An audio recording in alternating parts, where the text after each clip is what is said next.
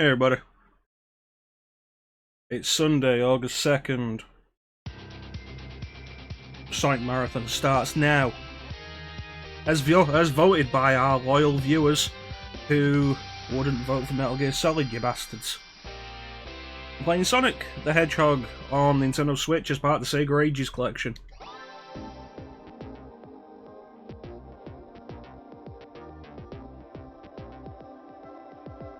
Yeah.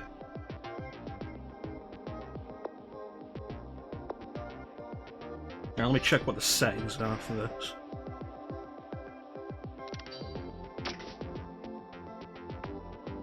No. Yes.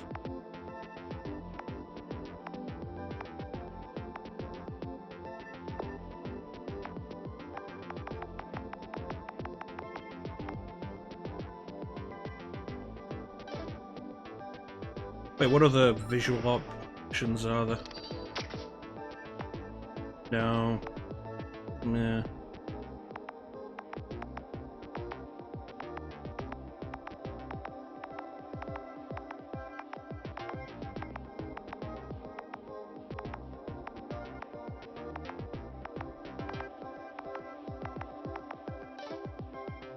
That's probably fine.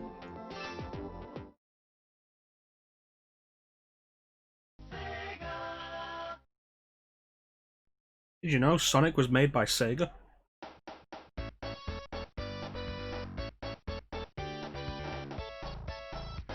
Hey Mew! How you doing?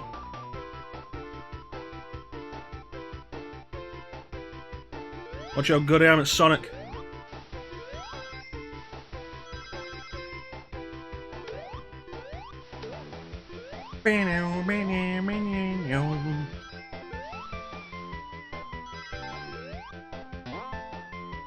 See, I've been practicing since the playthrough, Bane.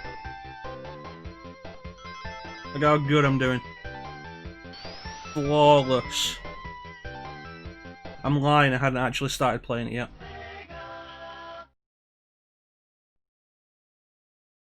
How's everybody doing? The wrong button.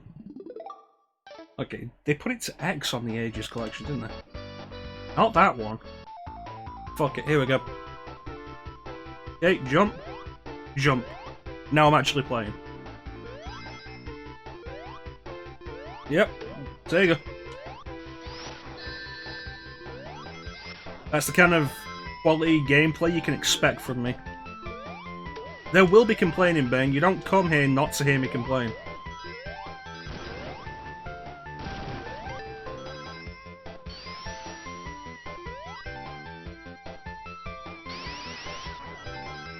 One of the features the Sega Ages version adds is the spin dash.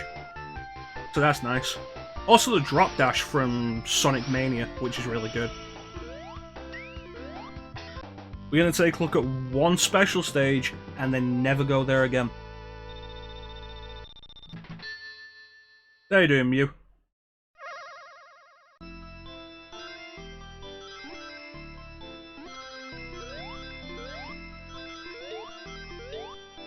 The good news is the Chaos Emeralds don't actually matter in Sonic 1. Come on. I should have done the Game Boy Advance version of this just to piss you off, Bane. That would have been fun.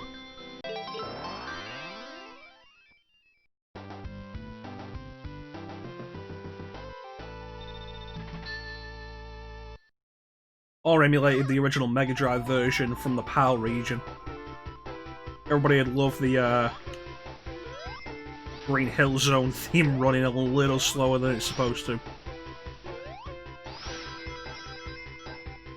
And what I said earlier about practicing this game, I haven't played this game since the playthrough. Since the Let's Play.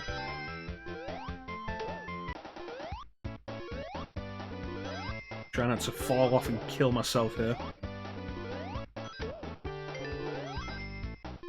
Have you seen the Game Boy Advance version of this? You call yourself a connoisseur of 2D Sonic. If you've seen it, it would piss you off.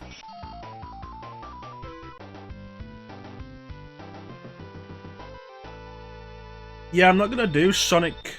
What is it? Sonic Chronicles: The Dark Brotherhood. Mostly just because it's boring. Like, the game's got problems and everything, but above all else, it's just really boring. Sometimes I forget Sonic has to be in ball form to hit enemies and think I'm playing Mario.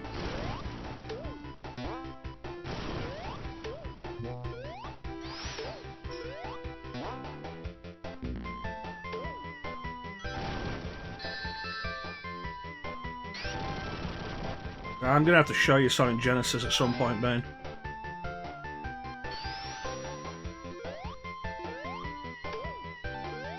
Is everything sounding alright for you guys? Like, not volume levels or anything, the actual game. Well, that happened. Like I said during Bayonetta, the sound is a little off for me. I'm not sure whether that's an issue on TV or the actual HDMI cable. I don't know. If you guys can hear it, then it's probably the HDMI cable. If you can't, then it's the TV. Oh, it begins. Okay, you're in. Alright, so it's a TV then.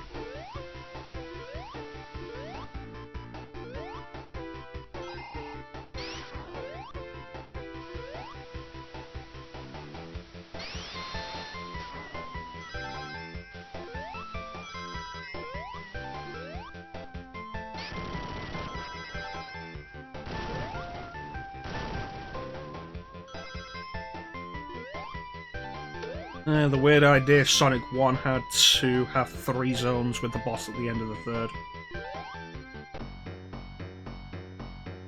Anyway, let's do this. So I made the apparently controversial statement last time when we finished Bayonetta that the best version of Sonic 1 is the mobile version. I stand by that. For several reasons.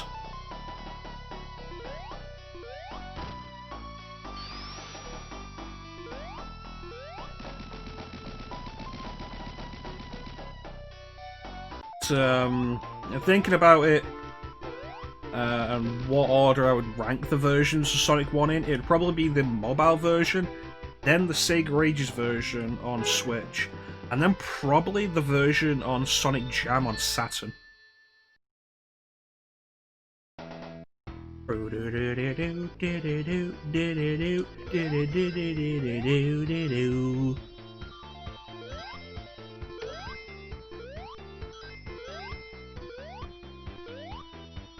Oh, I hate caterpillars.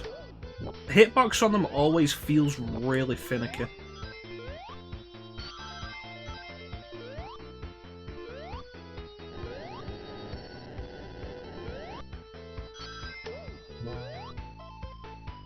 Alright.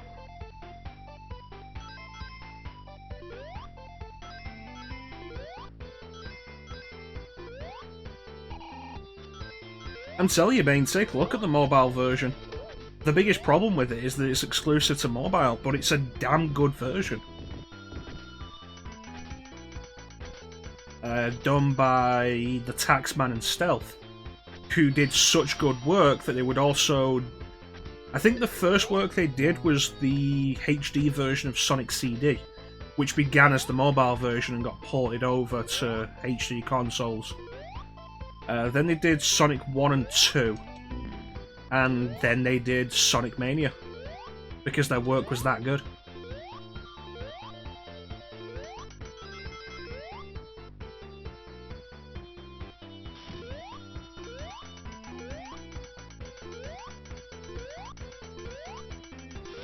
If anything, I think the big problem is that Sega hasn't released it on anything else.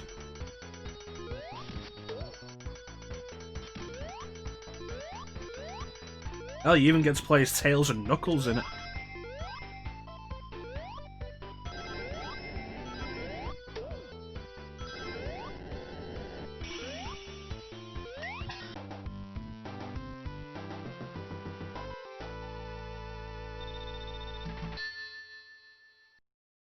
And what it really says to me is Sega just doesn't care about actually providing the best version on better platforms.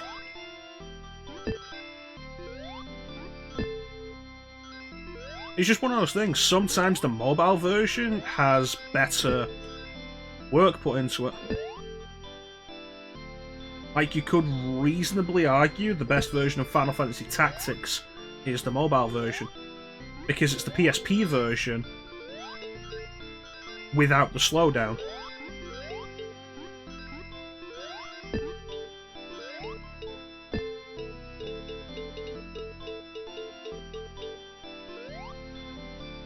And it's just a shame that Square hasn't released it on anything since the mobile release.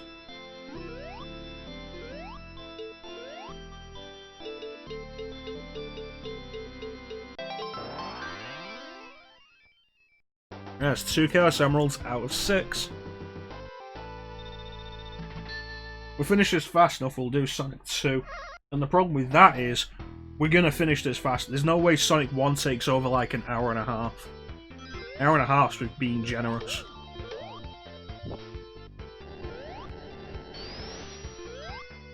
Yeah, but they look way worse in Sonic 4, like a lot of things. Like, Sonic 4 is a bad looking game. And the worst part about that is, again, the mobile version did much better. The mobile version originally looked pretty bad like the console versions do, but they updated it. And gave it new visual effects, and I think they gave it a new Sonic model? Sonic looks better in the mobile version, at least.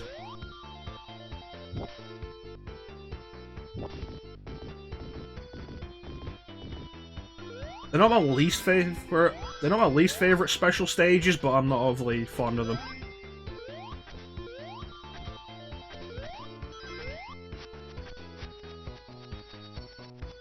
Definitely admit the special stages in Sonic Mania are actually pretty good.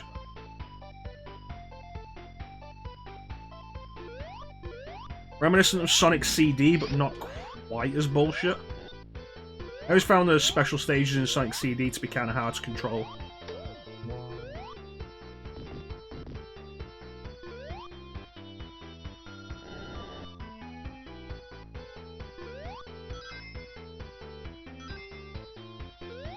You might be a little far behind there, Bane.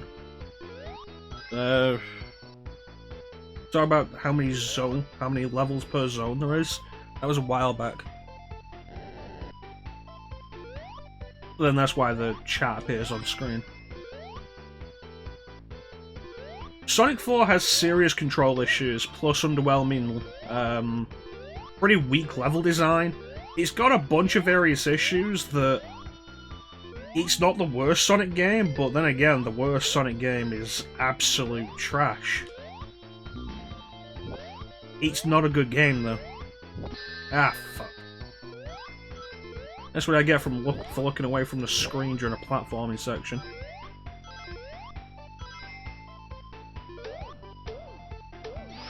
Alright.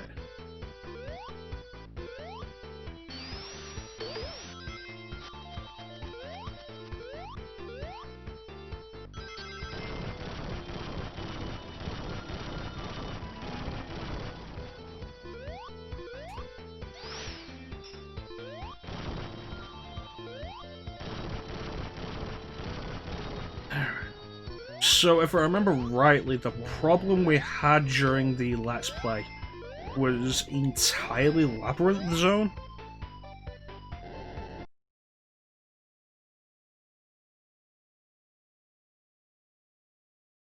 Uh, 10 seconds wouldn't be so bad. 20 seconds, yeah. Oh, that killed my momentum.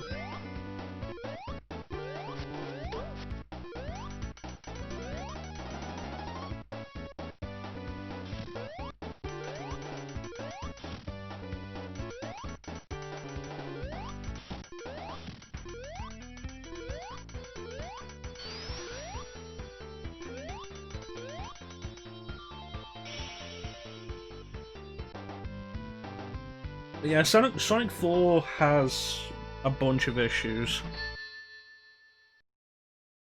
Sonic 4 Episode 2 is better.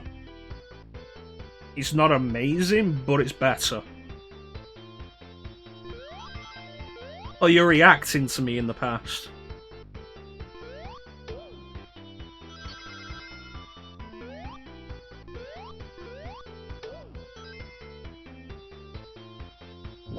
I'm reacting to you in the present, but you're not hearing it until the future. So you're reacting to me in the past.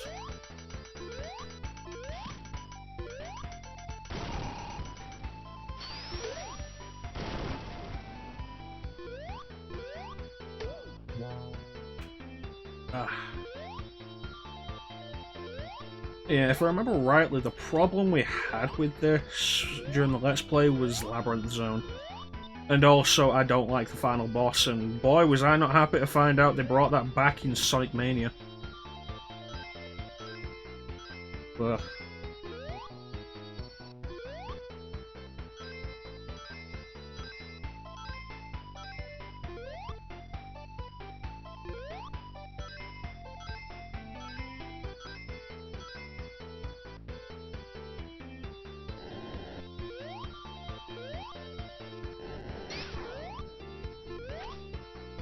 No, that was Spin Dash, I never would have made that.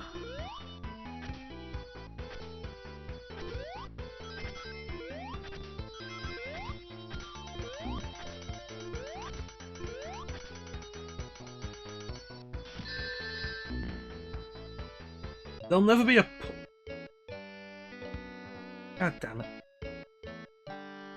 There will never be a point in Sonic where I don't despise the weird thing this series has for crushing.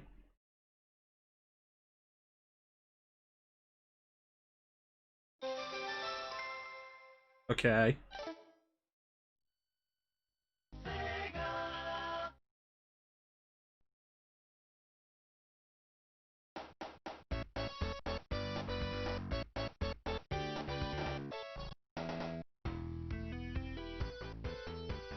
You got here just after the game over, Clem. I mean, what game over?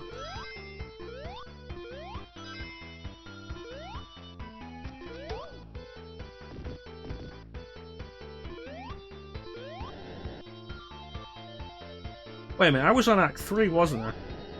God damn it.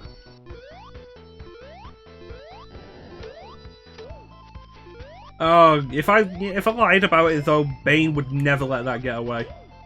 Bane still isn't happy about the Let's Play I did on this game.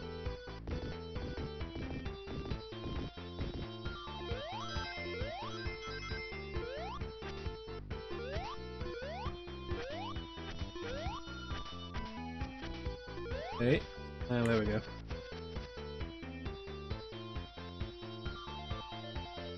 Now, my opinion with Sonic 1 and Sonic 2, and just a lot of games from this time period in general, has always been... Oh, fuck off, cat killers.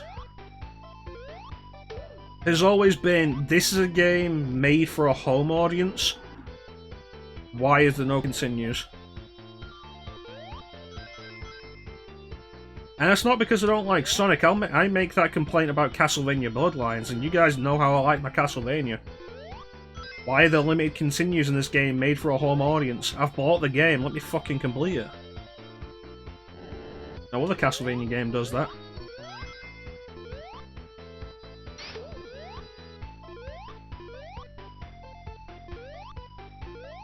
Part of it is just I'm not big with classic 2D Sonic anyway. How you doing, Clem? Climothy? I keep wanting to call you Climothy and I keep holding off on that.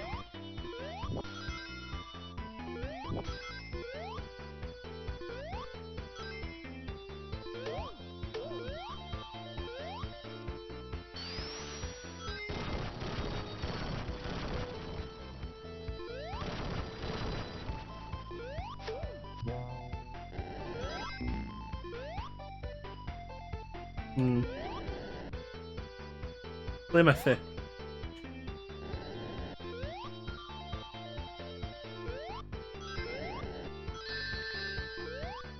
Again, looking away from the screen during the platforming section. Good work, me.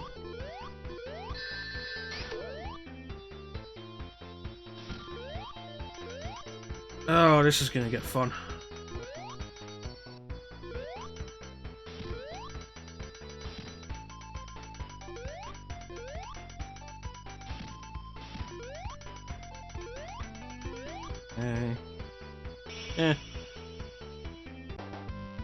As we regularly see here on the Mecha Chrono stream. Good enough. You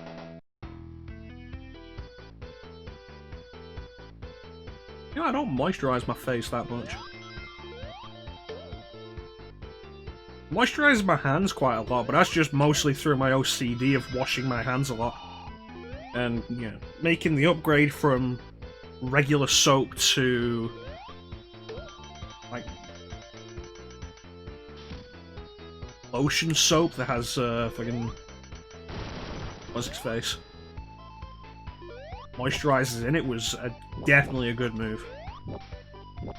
Now I don't have the issue of cracked skin on my knuckles during winter. Because that was actually kind of painful.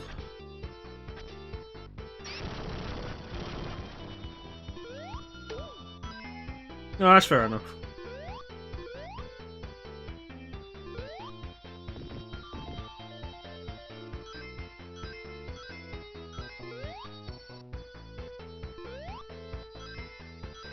It's because I was washing my hands too much, which is still a problem I have, probably more than ever now.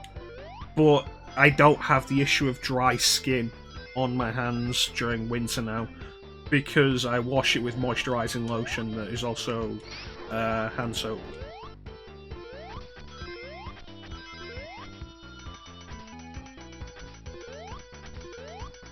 Plus, now that I'm on hand sanitizers, like I almost got hit by the one again. I've been on hand sanitizers for like a year now. And most of the hand sanitizers also have moisturizer in them. Yeah, this is the Sega Ages version, Clem. We're on Nintendo Switch. Look at that. I was playing Blaster Master Zero yesterday. It was okay. It was an okay game. So we've got the spin dash, and also the drop dash from Sonic Mania. I probably should have picked a better place to demonstrate that, but yeah, shit happened.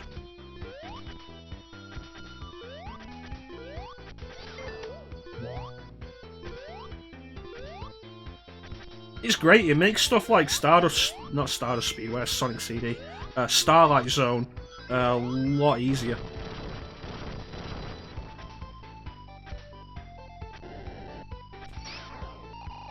Well, that was a good idea. Welcome to the Mecha Chrono stream, where we only have good ideas. That's why we're playing Sonic 1. Because I only have good ideas.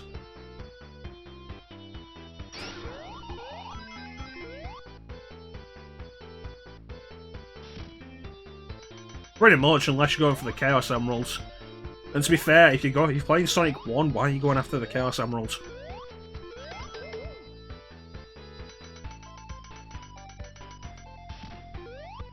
True, Final Fantasy VIII is a game full of bullshit.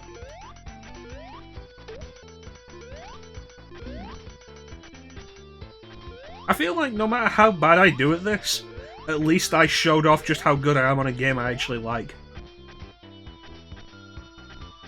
Oh no, there's special stages, but the only thing you get for getting all 6 Chaos Emeralds in the first Sonic game is a cutscene at the end of Eggman Defeated, I think. But if you don't get all of them, the cutscene at the end of Eggman Defeated is Eggman juggling the Chaos Emeralds. In Sonic 2, getting all 7 gets you Super Sonic, but they're not required for the final boss. Hell, you can't be Super Sonic in the final boss because there are no rings in the final stage. Fucking Death Egg. But in Sonic 3 and Knuckles, it was the first time they were required to get the ending. So you can't do Doomsday Zone without them. Yeah, it's like, you could argue I'm bad at platformers, but like, you remember the Super Mario World playthrough where I aced that game, dying like maybe 5 times? That's a good point, Robotnik. Dr. Ivo Robotnik. Well, my momentum just died there. Oh god, it's this boss.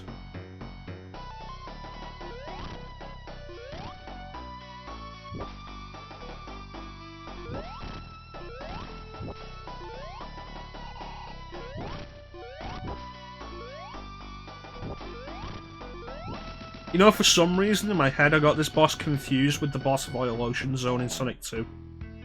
I don't know why.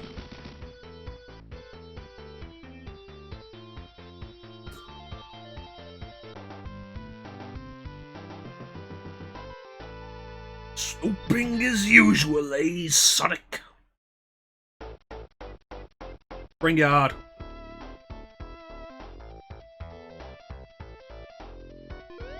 Bam. I should probably get a ring.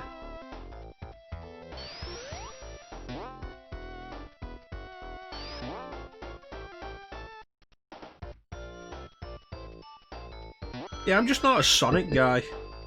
Not so much as I am a Mario guy. And I think I proved that I'm a decent enough Mario guy with the Mario World playthrough. Again, gotta stop looking away during this. This is why I should stick to RPGs, because I can look away at RPGs to read the chat and it isn't a problem.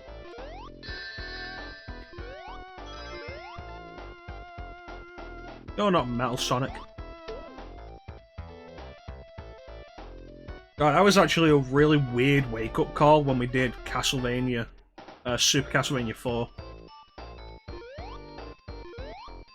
I don't know why it took till Super Castlevania 4 for that to actually hit me. Because we did Bloodlines before that.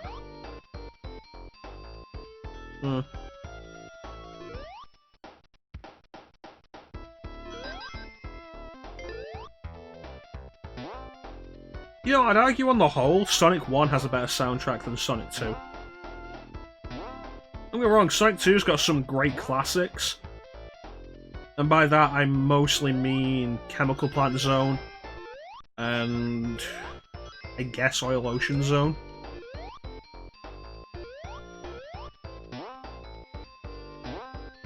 But then you've got stuff like Hilltop Zone and Metropolis Zone, which I don't think sound great. Mystic Cave Zone's alright. We'll probably get to those later. Unless I decide, you know what, I don't want to play any more Sonic today. Because we're not. This isn't going to take the full 3 hours.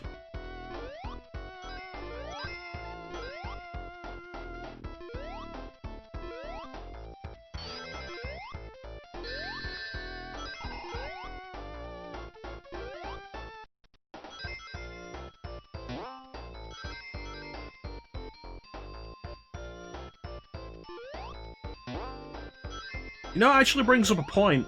Worth asking. I actually did have a question to ask you guys. Sonic, or do you want Sonic and Tails or Knuckles in Sonic 2?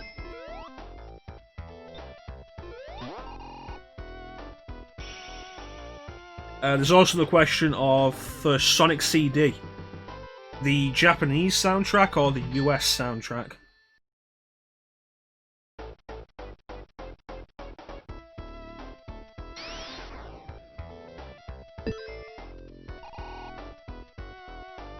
Is Mew still here?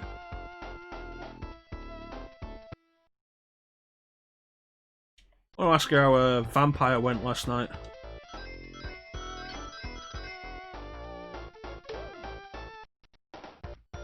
So, Bane says Knuckles. What do you think, Clint?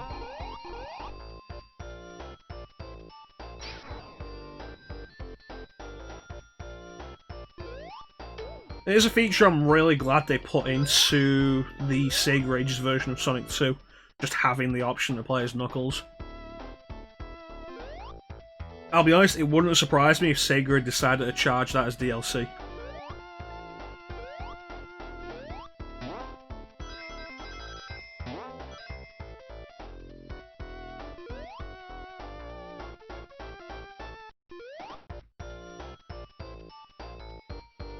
Alright. With Sonic 3 complete, we're going to do Sonic and Tails anyway.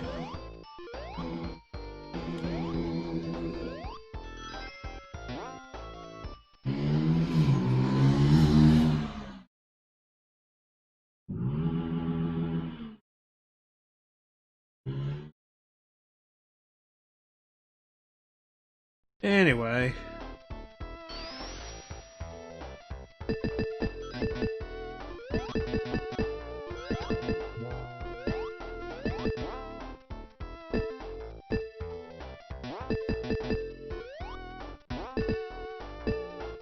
You know, that's actually a little surprising. I've never seen Sonic ride a motorcycle. But in Sonic and Sega All-Stars Racing, Shadow rode a motorcycle. But I think that idea was a holdover from Shadow the Hedgehog.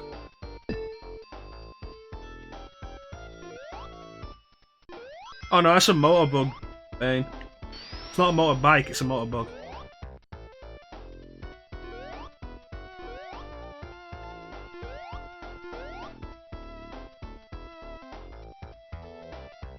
That'll be a fun thing when we get to Sonic 06. They did actually really slow Sonic down. It's one of the big complaints with that game.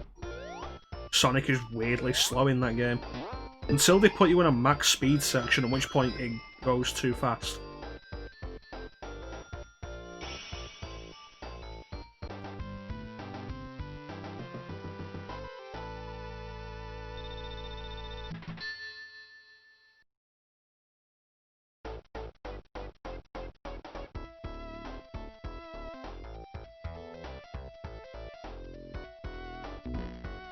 Again, should have looked at the screen.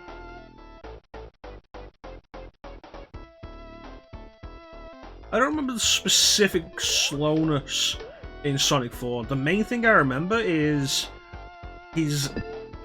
We talk about speed, the animations when he was running actually did look really slow, but I don't remember if it was slow.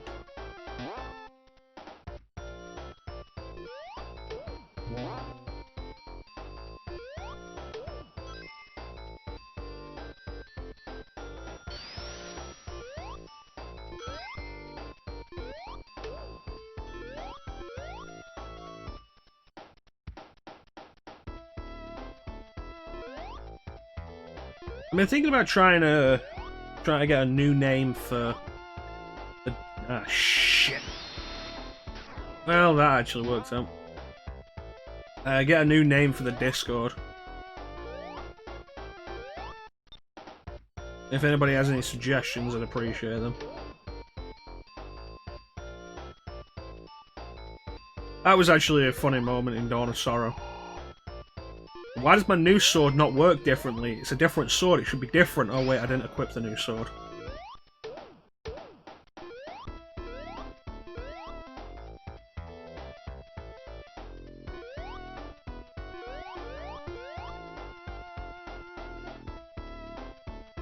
I've got Sonic for both episodes on Xbox. Because it's one of the things with Xbox One. Backwards compatibility is great. They were really picky with what would actually get used on it. So Sonic 4 episodes 1 and 2 are both on backwards compatible. Sonic 06 isn't. Sonic the Fighters is, Sonic 06 isn't. Sonic and All-Stars Transformed isn't, and that bothers me because that's actually a really good racing game. The Mecha Death Star. Yeah, we're not doing Star Wars month anymore, though. Not until next year at least, though. The big Mecha Star. I've been watching a bunch of Dragon Ball Z abridged lately. So I have Dragon Ball Z on my mind. With the big Getty Star. Like the big Mecha Star.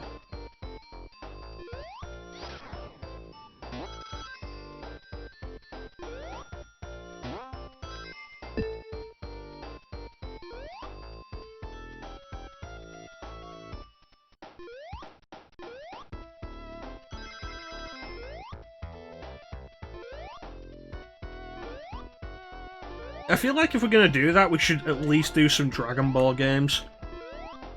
I could do Budokai 3.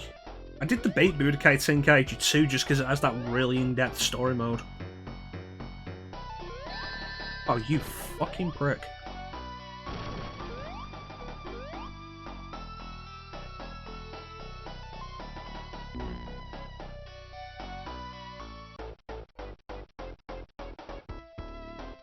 Move your ass faster, Sonic.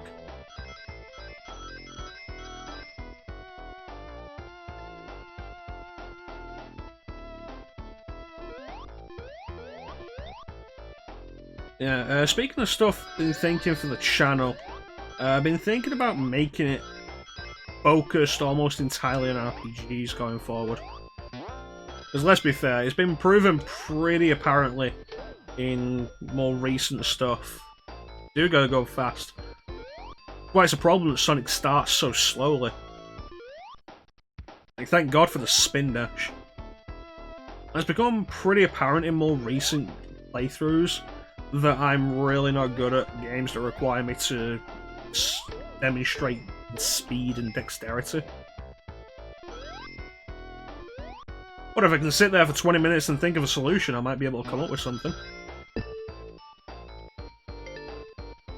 So we got the Sonic Marathon, and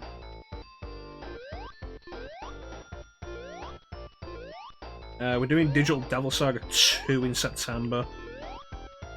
And I was thinking about another RPG after that, but I guess we should... Motherfucker! Guess we should really see just how I feel. RPGs are long and they can get tiresome. I get it.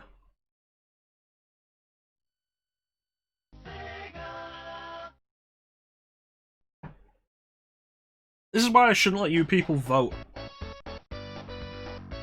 That was stage 3 of Starlight. Was it? Springyard?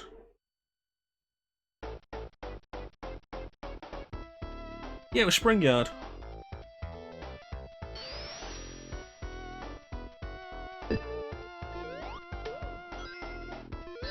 I never said I was good at the old Sonic games. To be fair, don't expect anything resembling competent gameplay until we get to Sonic Adventure.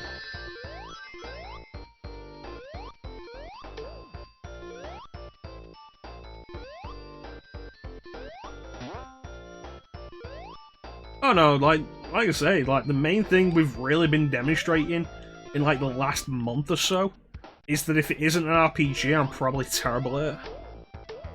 I did so much worse in Bayonetta than I expected to.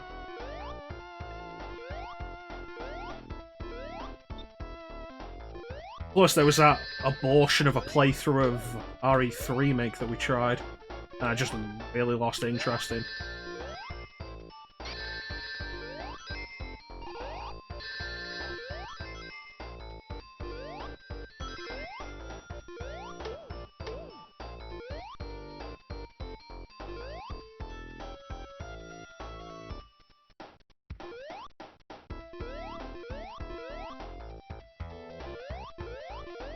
I suppose it's the weird juxtaposition. I'm better at 3D Sonic than I am 2D Sonic. I'm better at 2D Mario than I am 3D Mario.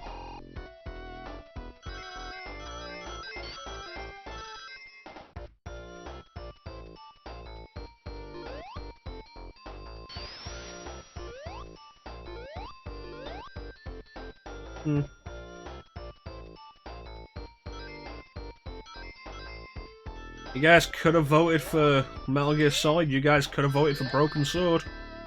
You voted for Sonic.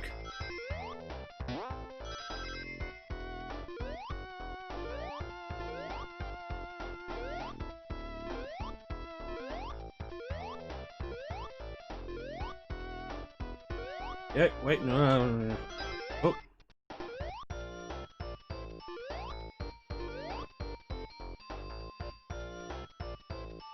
I'm not gonna make excuses. I'm not good at Sonic. I'm not good at classic Sonic. Hey, Teak. You'll regret it one day. I think classic Sonic has some problems, but I'm not gonna make that I'm actually good at it. I'm not. I'm not. Fucking bastards. You know, one of the reasons why I quite like Sonic CD is they don't break out bottomless pits until the last level. And boy, do I really like that idea. Yeah, I don't know why I put Sonic in the poll. When I first made that poll, I was kind of like, okay, think of 4 series. That's why Halo was in it, honestly. Halo was a stretch. I could have put Mario in there, but I didn't feel like doing Mario 2. You know what, it's not entirely fair. I felt like doing Mario 1 less than I did Mario 2.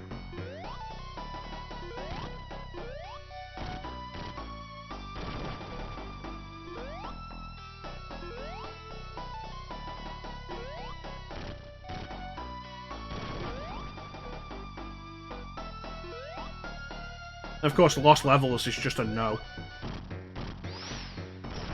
That was close. Really? You should spend fucking jump physics. Like, Mario 1 has problems mostly just because of its archaic design. I recommend playing on the All-Stars collection so you don't have to restart the game every time you get a game over. You know, which is something maybe Sonic should have had at some point.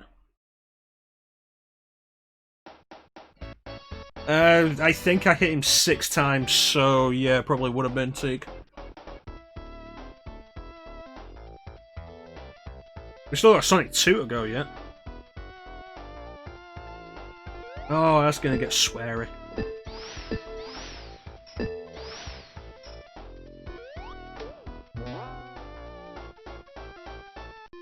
Yeah, if you play Mario All-Stars version, the 16-bit compilation remake of Mario 1, 2, 3 and Lost Levels, you only start over from the world you were on when you get a game over.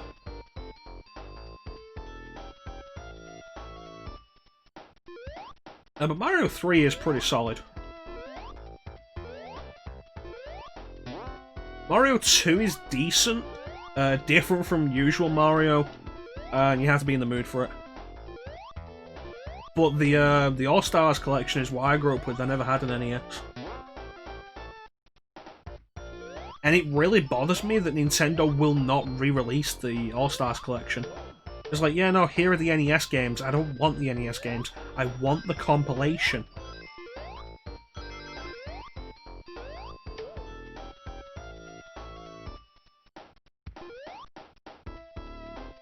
Oh, you're talking Mario 3, yeah, Dark World. That takes some perseverance. I think the worst thing about that entire world is how many of those levels are auto-scrollers. Mario 3 is great and everything, and it gets a lot of praise, but that game basically introduced the idea of auto-scrollers to platformers, and it can burn in hell for that. The All-Stars version is great. It's a shame that Nintendo hasn't re-released it since the Wii. Which was a fucking joke. It's like, hey, it's Mario's 20th anniversary? No, it would have been 25th. 2009? 2010? Yeah, 2010, 25th anniversary. Nintendo comes and it's like, hey, for Mario's 25th anniversary, we're releasing Super Mario All-Stars on the Wii as a full-priced game. It's a fucking port of a collection of Super Nintendo games. It's a port of a collection of Super Nintendo remakes of NES games, and that's the only time Nintendo's re-released them. It's unbelievable. You can argue with Mario 3 that the original NES version is just as good, and the original NES version is one of the best looking NES games. So it's entirely fair, like, understandable. You stick with that, it's cool. The rest of them? No.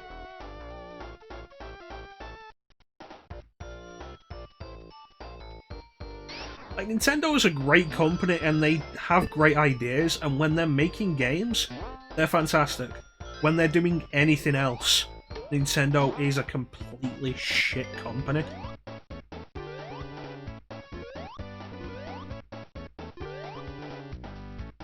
When they're pricing games, fuck. Hey, here's a remake of a... God, at this point, what, like 25-year-old... I take no responsibility for that, it was a fucking joke.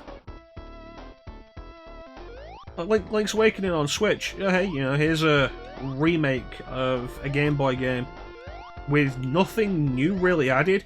It just looks better and is more convenient to play now. That will be full price, please. Why? It's like, I hate to hold up Activision as a better example. But you know, the Crash and Sparrow remake trilogies didn't cost full price.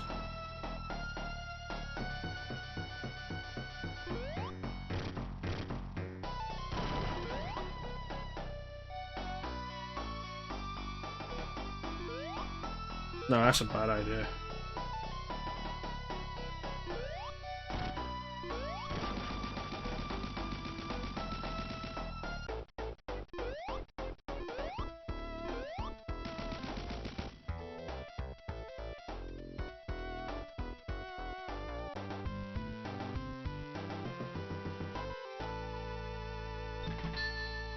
So it becomes a case of, like,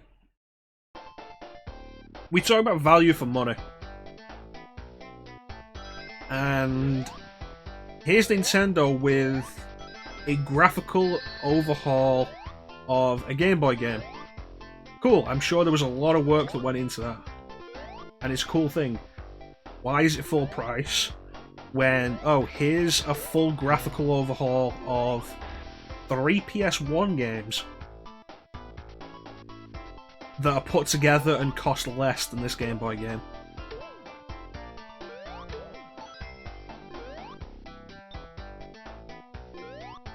This isn't the Bubble Shield.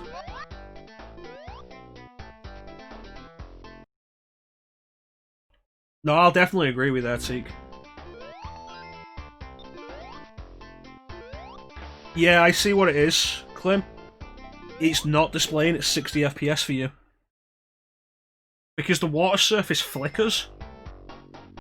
It's a pretty common thing. Let me take a look at my video settings because it should be recording and capturing at 60. Why isn't it? It's set to allow 60. I have no idea.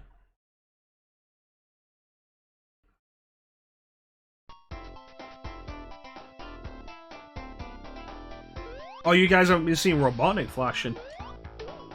It's like, why do I have the Elgato HD 60S if it's not displaying the 60 FPS?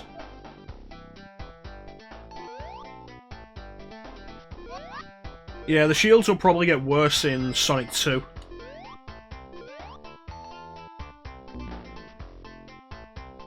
You know, fuck this game sometimes.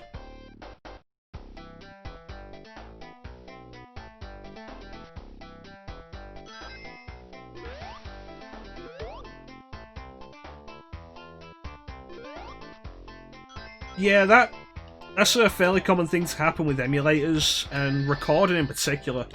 When I recorded this for my YouTube channel, the shield doesn't look too bad.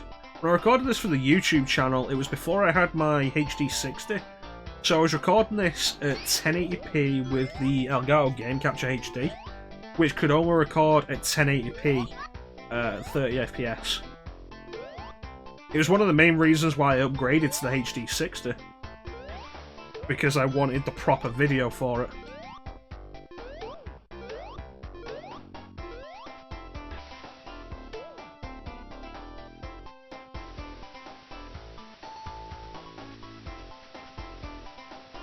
But yeah, Nintendo's pricing has always been bullshit. They're of the opinion that anything that has their name on it deserves to always be full price.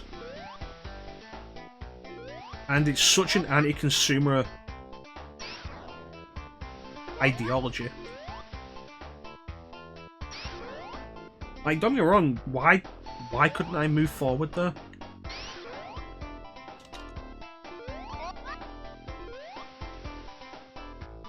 Like, don't get me wrong, other companies will try that as well. None of them do it as hard as Nintendo.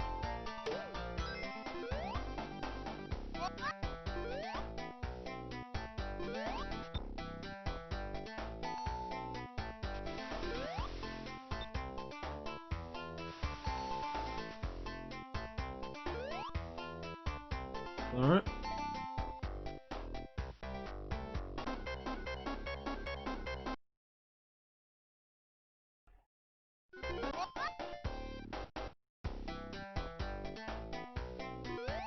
Well, thankfully the platform respawned, so I didn't have to worry about it.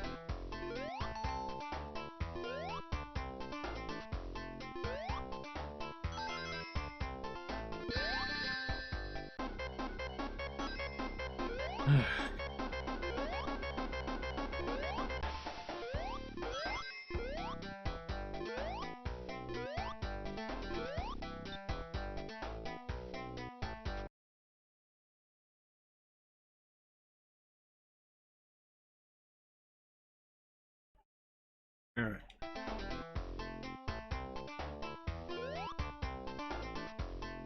Plus, like, I say Nintendo does great when they're making games and nothing else. The worst is always the gimmicks. Nintendo as a company has always pushed so hard for the gimmicks, it is unbelievable.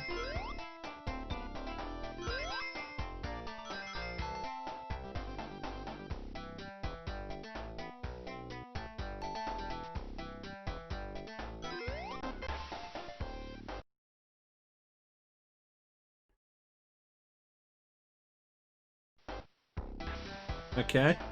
What video are we posting, Bane? I won't be able to check that for a little while.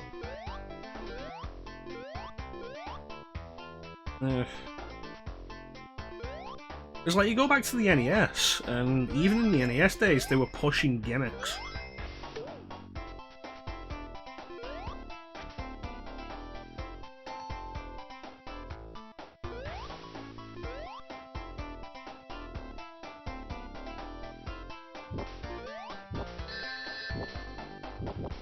Fucking...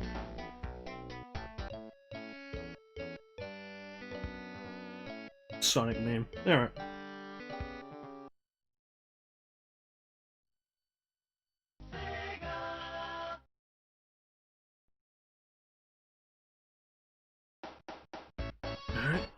Can you believe Labyrinth Zone was originally intended to be the second area of the game? I don't think I made it past the first zone, did I? The first act.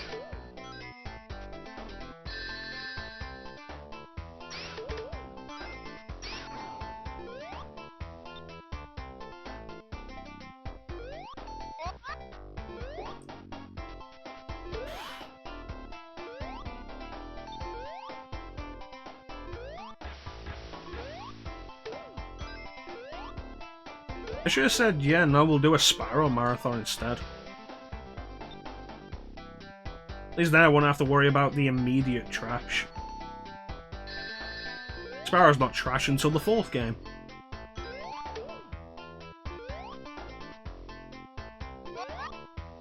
That's not entirely fair. Sonic's not trash. I just don't like it.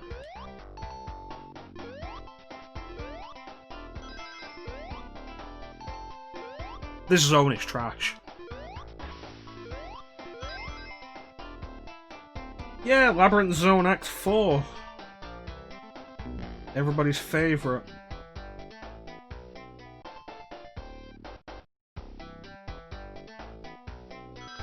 You know, if it wasn't for the fact that you guys were really looking forward to the Sonic Marathon, I'd have said, you know what, fuck it, we're doing Metal Gear Solid instead.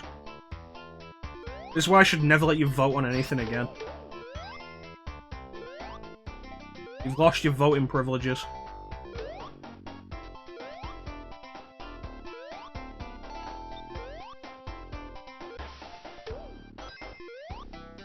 Ugh.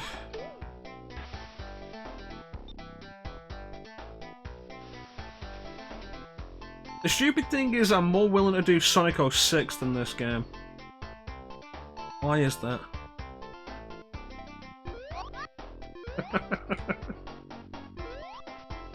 Well, at least you're enjoying something about it, Teak. In the end, their votes also don't matter because I'd be the one who chose Metal Gear Solid. To be fair, I was of half a mind to just say fuck it and do Blood Omen.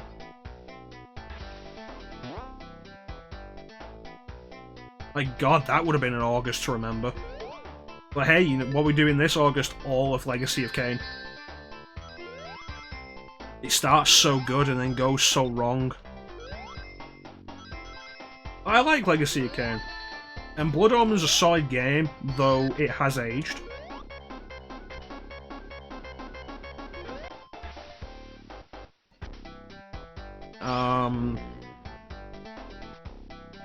I don't like this game. The Blood Omen's a solid game, though it has aged. Soul Reaver has problems, and is, at best, atmospheric, at worst, incredibly boring. It's like a buddy Magico, who comes in here sometimes. I first found him because he was playing Legacy of Kain. And he was doing Soul Reaver, and he ended up picking up Soul Reaver 2 and Blood Omen 2 because he'd never done them before. And watching him do them made me realise that story that I love so much in Legacy of Kain doesn't actually start until Soul Reaver 2.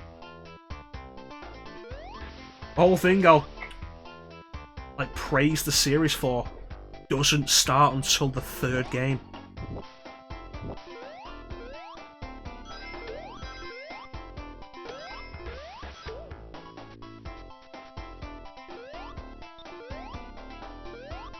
That's crazy.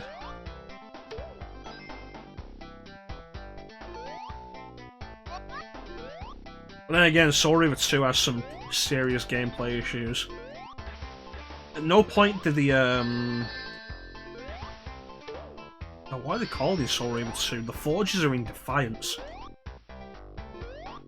Hey, and you remember what the areas where you imbue the Reaver with elements are called in Soul Reaver 2? I feel like they're not Forges. Like, those areas are kind of tiresome. But the Forges in Defiance are worse.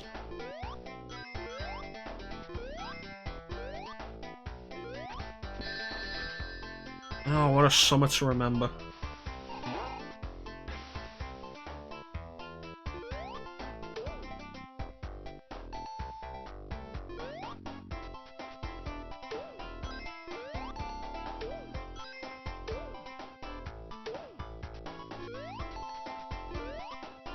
God damn it.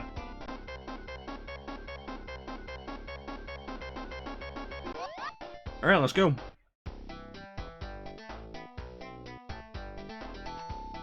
Yeah, I've not played Soul Reaver 2 in a good while. Last one I actually sat down and put any real time into was Blood Omen 2. But Blood Omen 2 is just a personal favourite. I love Blood Omen 2's setting. That's the main thing.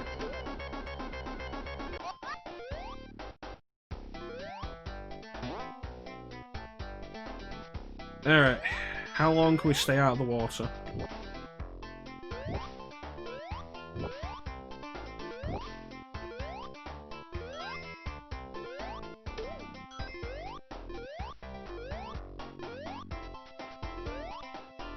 Jeez, what's going on with that? Why couldn't I do the spin jump? Back in the water.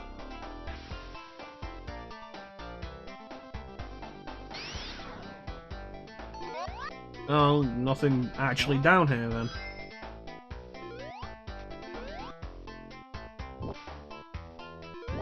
Okay, so I'm guessing I need something to open this door. Where is the switch?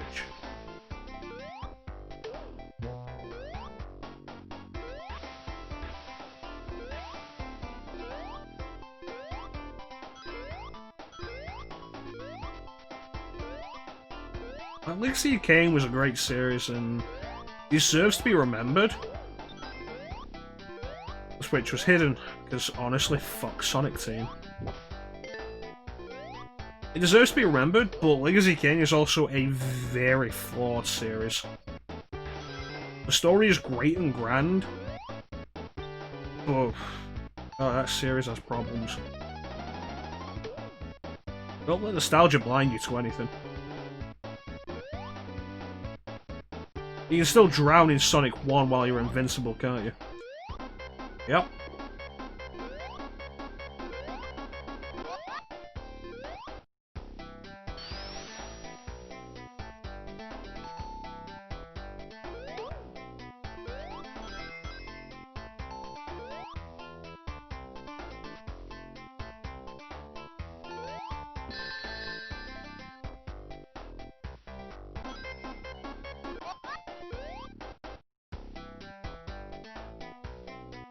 Can you believe that when Sonic came out, it was all about how fast, like, all the advertising was about how fast the game was?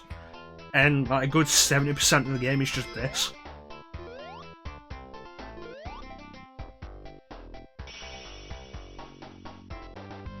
Alright, now for everybody's favourite level, Labyrinth Zone Act 3. At least we have Starlight Zone after this. Okay.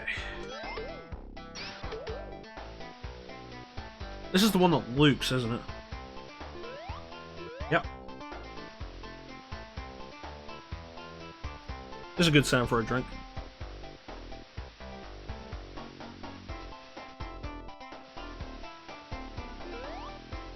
Why do my jumps keep feeling gimped? You're a platformer, Sonic, you have one job. There we go, jeez.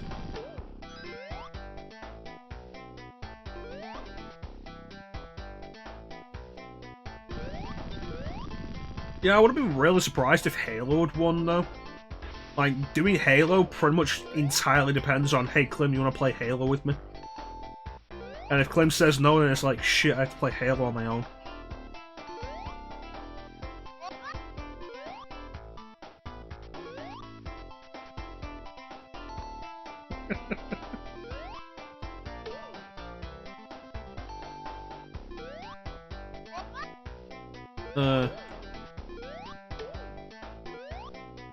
Enjoying the stream? Why? It's absolute garbage today. Look at me, I'm garbage today. Ah! Ah!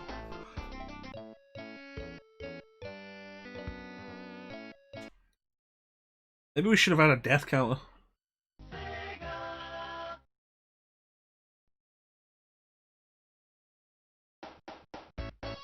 Yeah, Labyrinth Zone Act 3.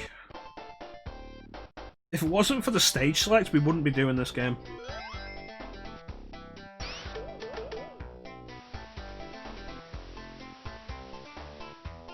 Well, we'll probably still be here when you come back, Clem. In this level. Forever.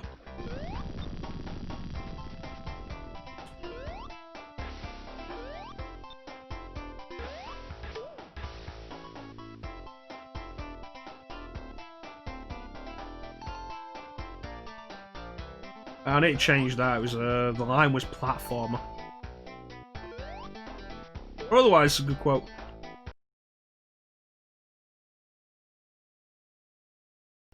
Alright.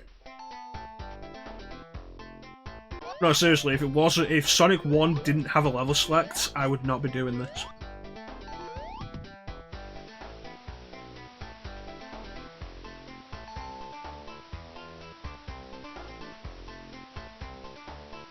Does Sonic 2 have a level select?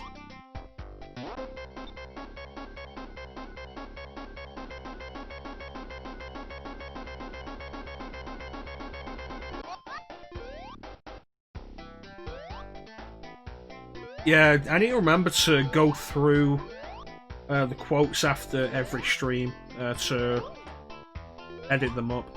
Mostly just for punctuation. That's a personal thing of mine, though. And it's not a call out against you, Bane, it's just a personal problem I have. Fucking hell, come on. Oh god, this section.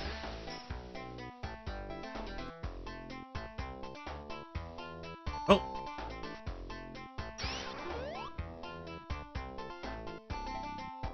Move to the left, the water comes back down. That's totally intuitive.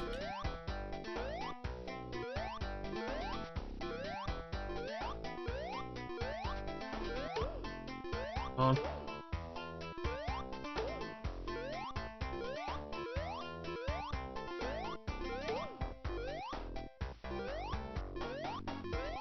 On.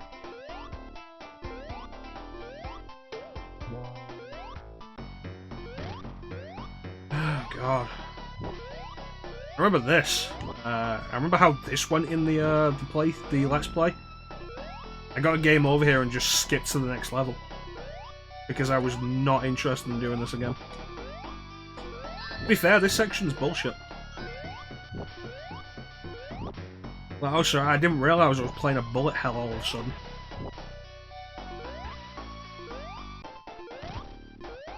Back here, you fat bitch. Yeah, that's fair enough. I haven't used a Twitch app in a while.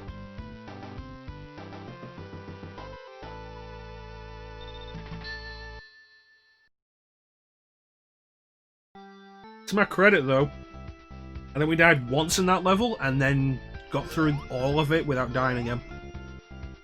So I'm going to take that as a victory.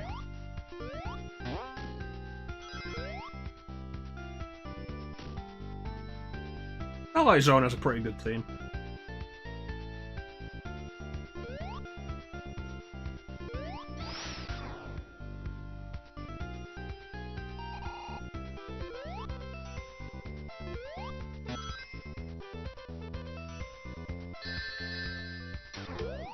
That damn Orbinauts. Yeah, the boss is easy, the problem's getting to him.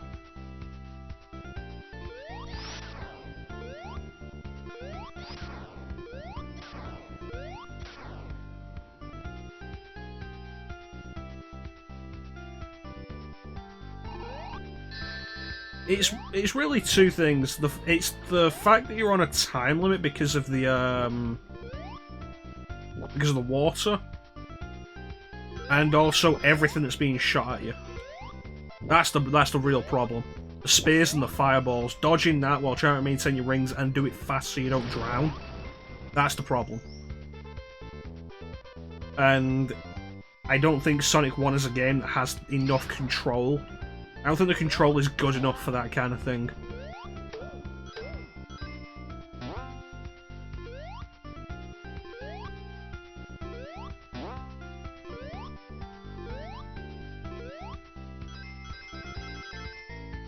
What else did we have on the marathon list? We had Broken Sword, which would have been fun. It's been years since I've gone through any of the Broken Sword games. Still would have had to work out how I'd do Angel of Death, though. Bond games. That would have been interesting, but that would have gotten difficult. If there's one thing I'd say about this era of games, though, it's perseverance. There's one thing that really bothers me about the lack of continues in this game. The ridiculous amount of perseverance you need to actually learn to get good at this game.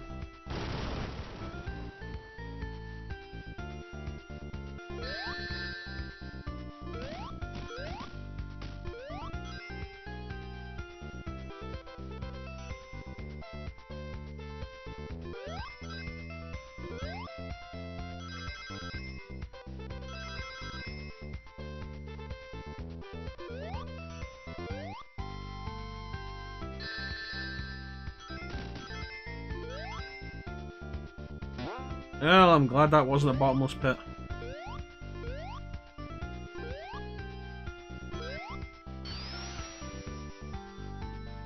Contra has continues.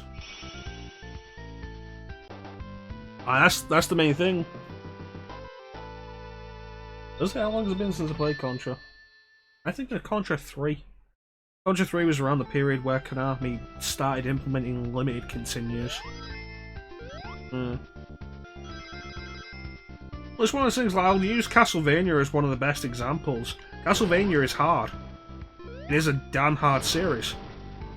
But with the exception of Bloodlines, which I've complained about with good reason, classic Castlevania had unlimited continues. You could keep going over and over until you won. Without just having to restart the game and do it all again. It's why I have absolutely no problem with the idea of just using the level select code. Which isn't a code in this,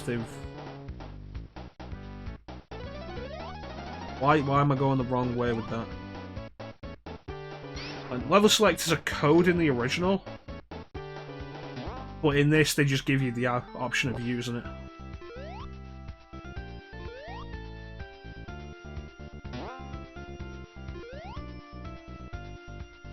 I don't have a problem with that. Basically use the level select as continue.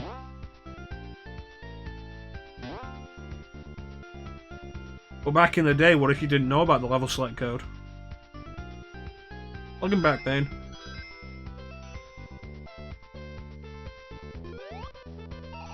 It's not just Sonic though. I'll give Super Mario Bros. 1 the same complaint. Getting a game over and then going right back to the start of the game is a bullshit idea.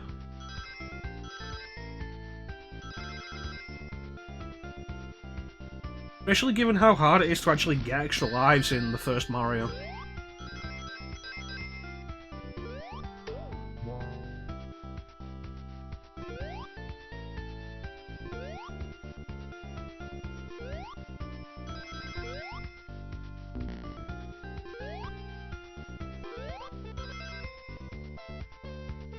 Welcome back, Clem.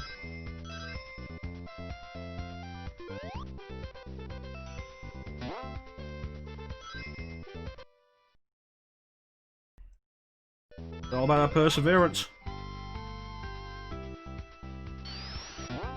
You know, if Contra had more decent games in its series, I would have considered a Contra marathon. But as it is with Contra, there's like 5 games I'd be interested in playing.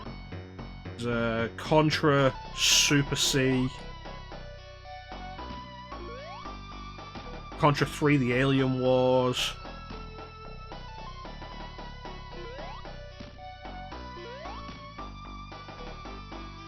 Hardcore, and Shattered Soldier. That'd be it.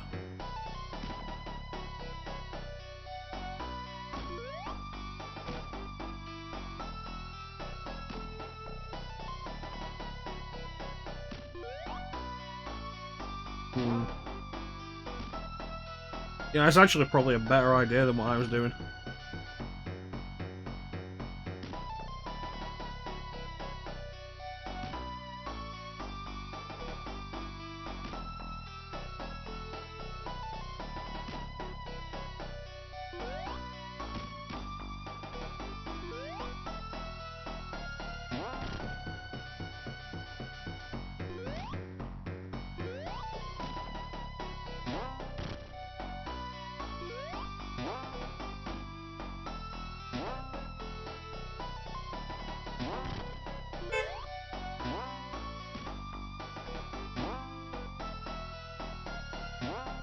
There we go.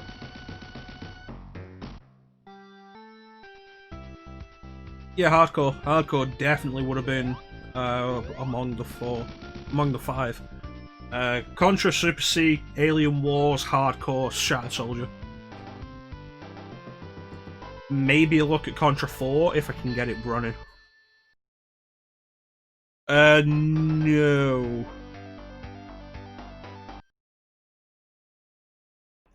I wouldn't have done the Nintendo. The only Nintendo Metal Gear I would have done would have been Twin Snakes.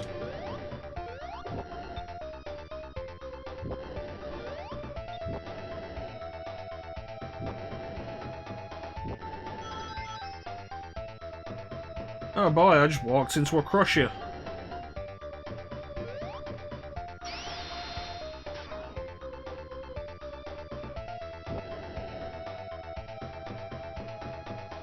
To be fair, it's not entirely a thing just against the Nintendo ones. I wouldn't have done the original Metal Gear or Metal Gear 2.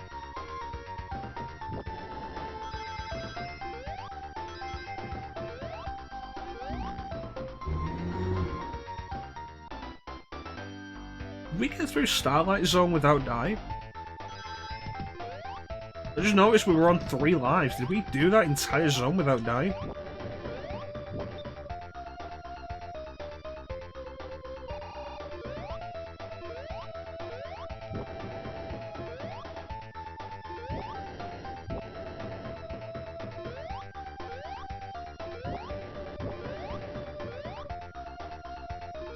You know what? I don't care. Ah, no, I care! You bastards. Yeah, I wouldn't have done the MSX Metal Gear or Metal Gear 2 Solid Snake. The only way I would have done Peace Walker would have been if I had somebody to play it co-op with. Because Peace Walker is actually really fun. But its bosses are very clearly designed for co-op. Like, the single worst set of bosses in the series.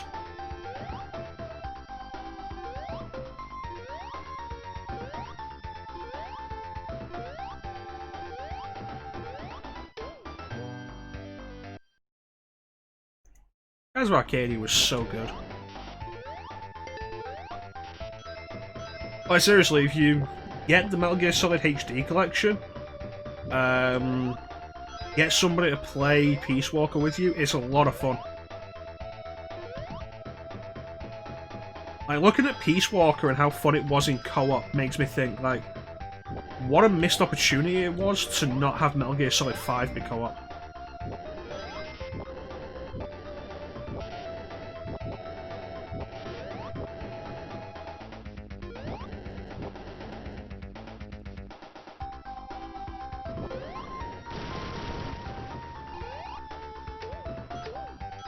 But the bosses are all just vehicles.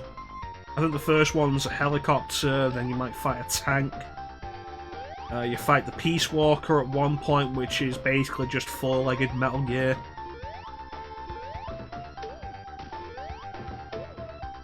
And there's no creativity to the fights at all. It's just shoot them. Just keep shooting them.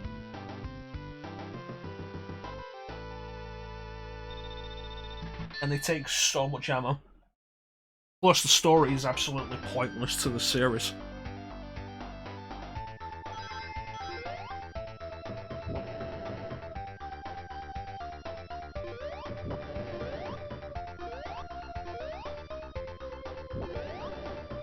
Ugh. Meanwhile, contrast that with Metal Gear Rising, where the boss fights are one of the best parts of the game. Want that? There we go.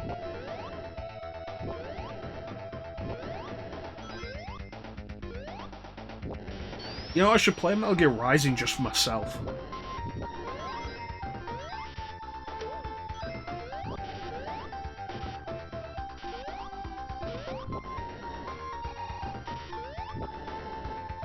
Yeah, but it should be coming up in the history of stylish action, shouldn't it? Is that the next game after DMC Don't Make Cry? I need to check that calendar.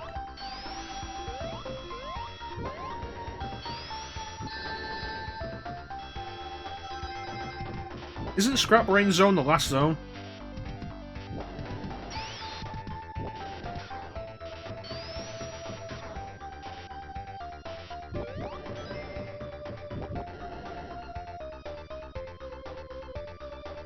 Asking anybody who has more Sonic knowledge than Sonic 1 knowledge than I do.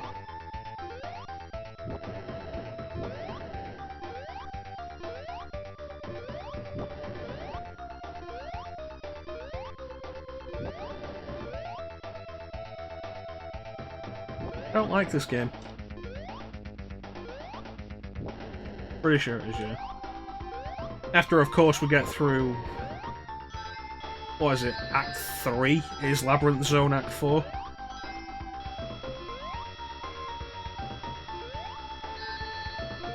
All I'm thinking right now is, like, why Metallic Madness did this better.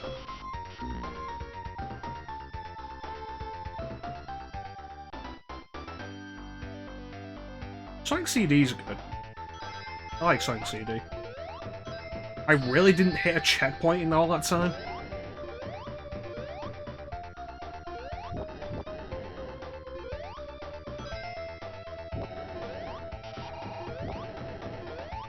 There.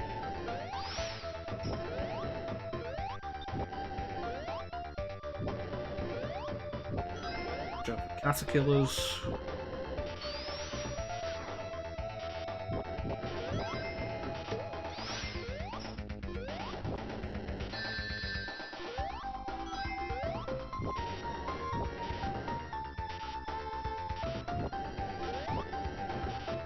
Maybe I should have suggested Metroid. Why didn't I suggest Metroid? Is it because of Super Metroid? Did I not want to do Super Metroid?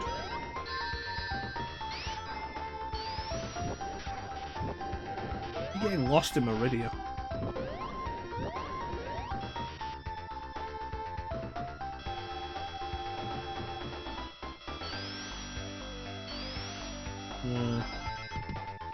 Alright.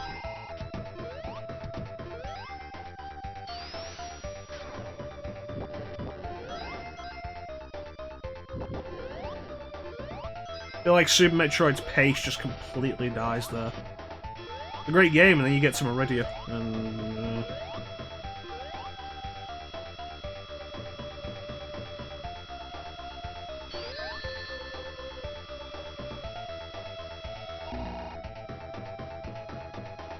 Fucking damn it.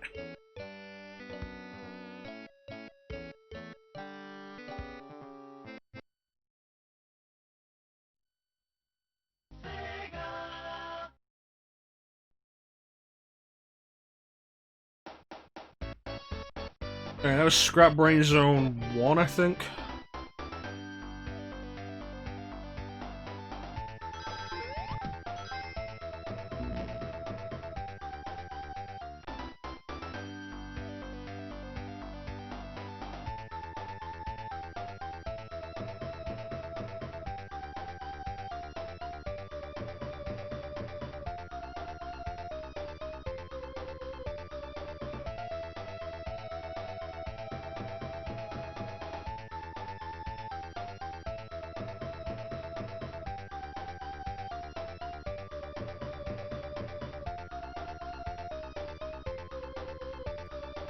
You know what, Clint, you're right, we're on 2. Because the level started with the wheels that I never liked, but they keep bringing back into Sonic.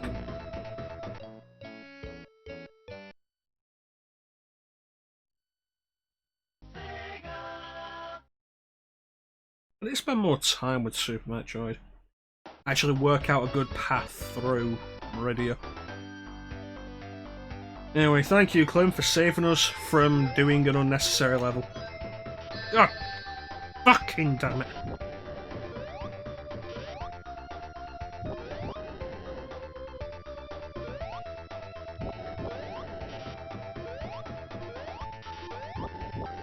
So, who wants to talk about plans? God damn it.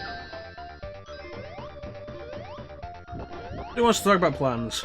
I've been thinking, like I say,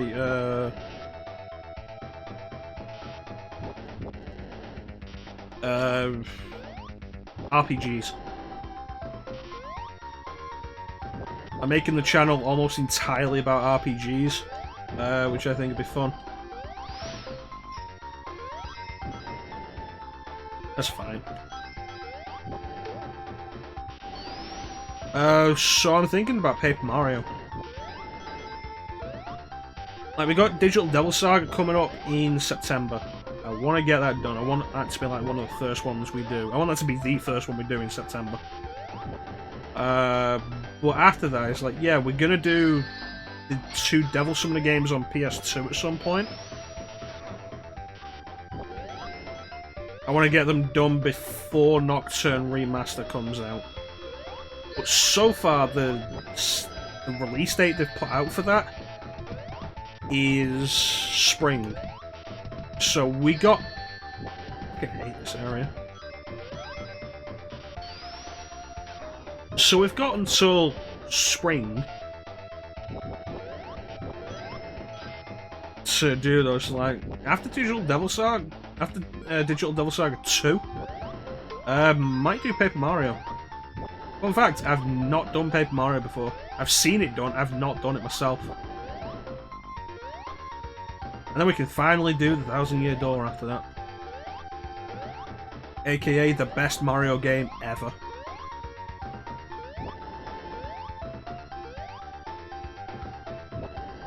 That game Nintendo's so scared of they won't re-release it. And they won't let Paper Mario call back to it anymore.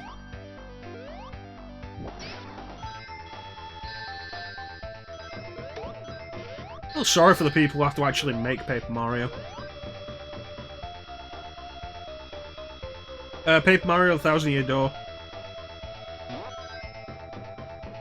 I could have just done that the entire time.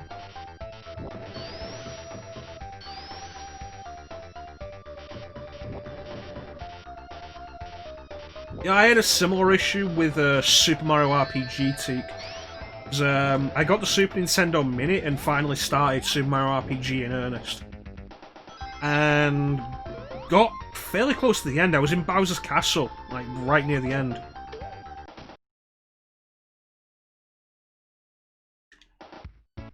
And I got into a mandatory battle that was up against an enemy that required the use of flower points to kill. And I was out of flower points, and I didn't have any flower point restoration items in my inventory because I'd gotten rid of all of them because I never needed them before in the game. And Super Mario RPG has a very limited inventory. And the save point was a while back, so I just ended up quitting the game. Because I didn't want to do all of that again, and the battle system was boring. Paper Mario's cool. Paper Mario, I think like Paper Mario Thousand Year Door. Charisma! How you doing, buddy?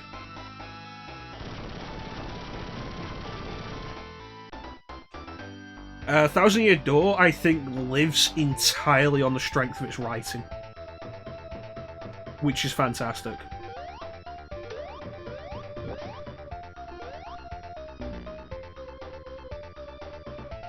He's dead.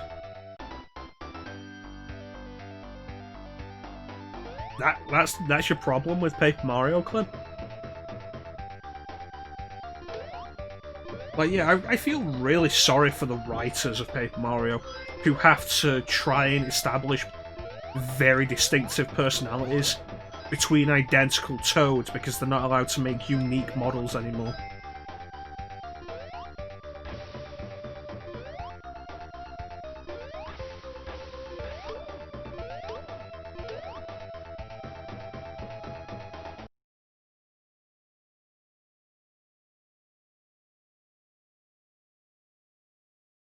Paper is a stupid design choice. I'd like to hear your reasoning on this, Clem. Present your work, Clemithy. Also, thank you, Bane. You know, I remember vaguely the moment you're talking about. Vaguely remember it.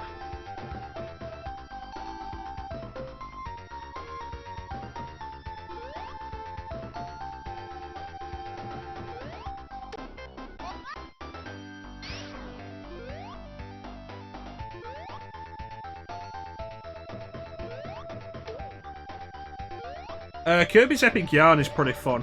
It's a very easy game. It's got a lot of charm to it.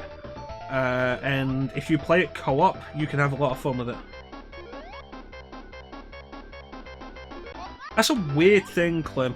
I can't say I understand that. That's the thing, Paper Mario does feel strong, he has a hammer.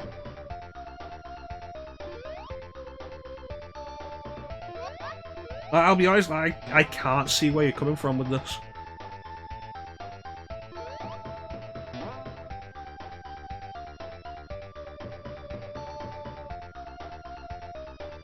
No, Kirby's Epic Yarn is made of yarn. Originally it was going to be an original idea, but they decided to add Kirby into it and made it a Kirby game. And so the second player character was the original main character.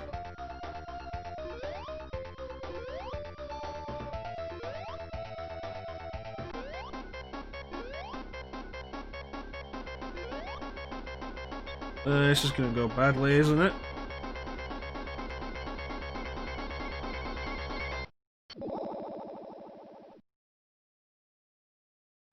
I was never really into Little Big Planet. I felt like it didn't control that well.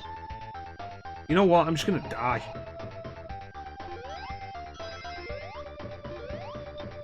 I feel like that'd be the better idea, because I'm not doing this on one life.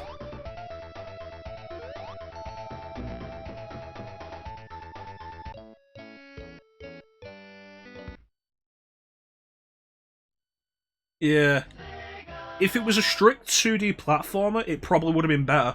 But having the 3 different planes didn't work. Maybe if they'd... like... if they'd made the method of switching between planes a button instead of moving the analog up or down, it would have worked better, but I always found myself moving up and down when I didn't want to. Is it this down?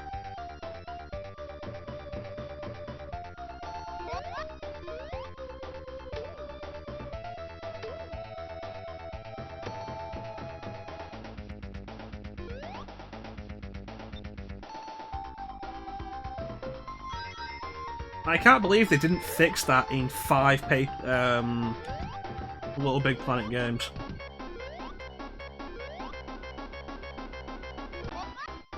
Like, there were 5 Little Big Planet platformers, and they never fixed that.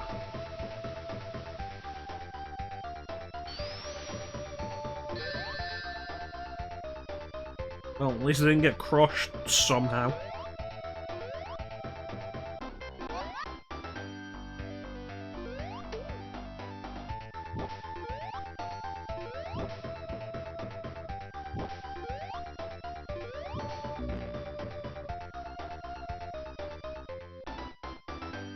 You know, the weirdest thing to me was Little Big Planet karting.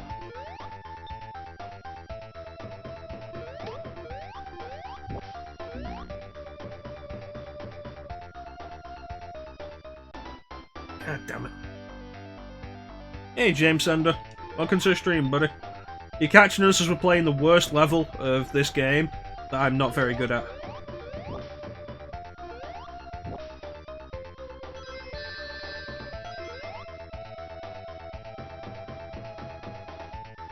Kill me.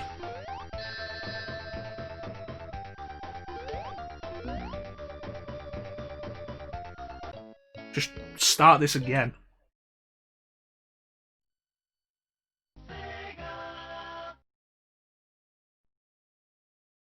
Like, Little Big Planet karting was weird, especially when the big selling point of Little Big Planet 2 was specifically, hey, we saw how many interesting, unique game ideas you were making in Little Big Planet 1 that we hadn't considered, so we massively expanded the mechanics to actually officially allow that, so you could do it in an easier way.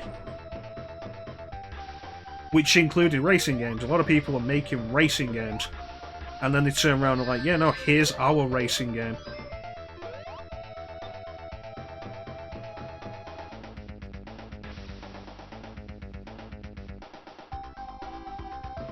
I think this game might have problems. How many glitches have we run into so far?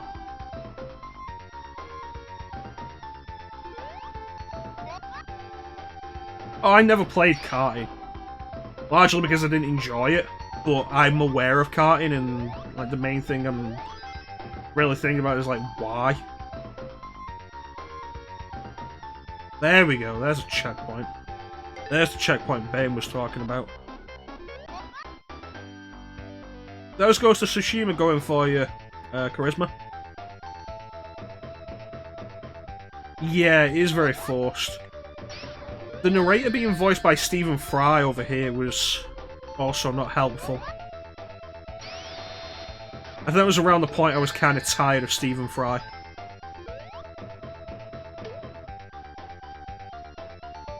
He was in everything. It was too much. It was always a case of everything Stephen Fry in was just as Stephen Fry.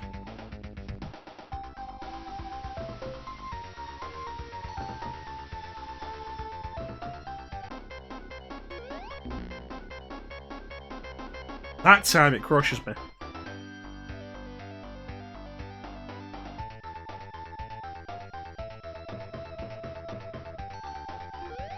I wasn't sure if it was one of those games where the US had a different voice that was more recognisable to them.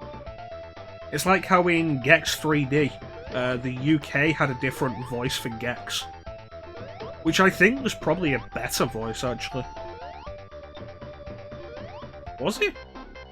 Oh, I did not play it that far. Come on.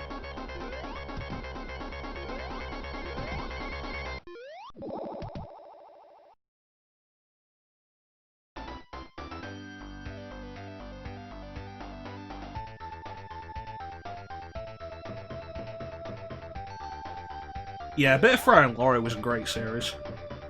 Until its last series, anyway, when they started bringing in celebrities. After Stephen Fry had his breakdown.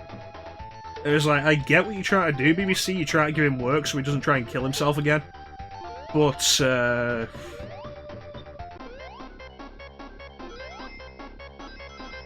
this also isn't very good. Oh, for fuck's sake. Jeez.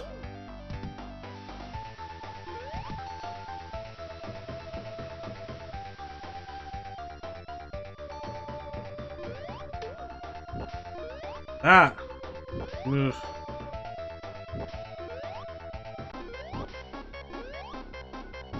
Yeah, I think like the last series of A Bit of Fry and Laurie was very much like the last series of Monty Python.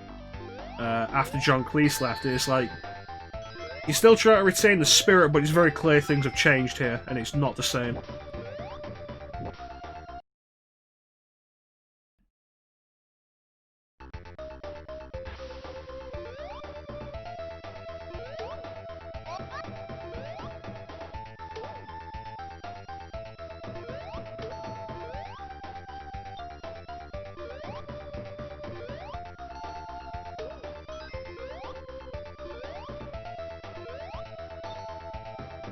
Alright, let's try and get through it this time.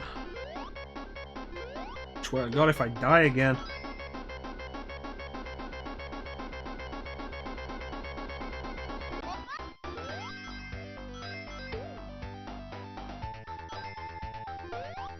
This game is so riddled with bugs.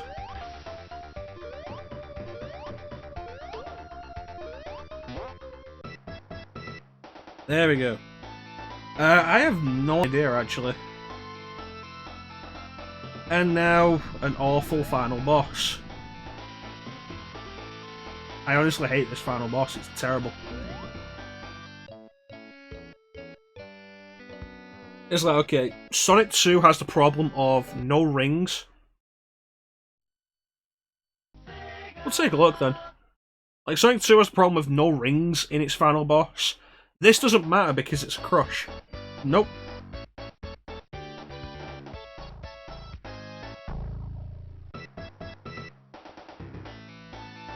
Alright, let's just finish this. Why is this taking me nearly 2 hours? Plus, it's entirely luck whether or not you make the right choice.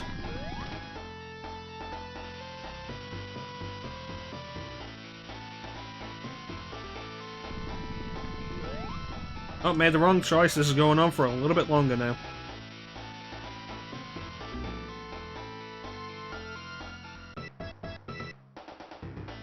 Well, we're at the end, though, Charisma, so we'll probably see it in the credits. Oh, wrong. Just managed to get him, though.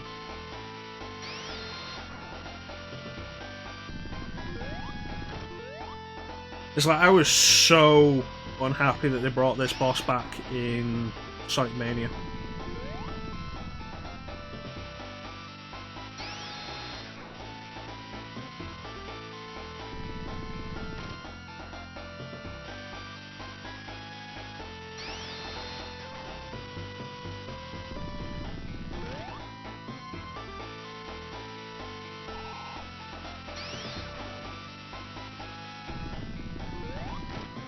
Okay, we're going quite lucky with its placement so far.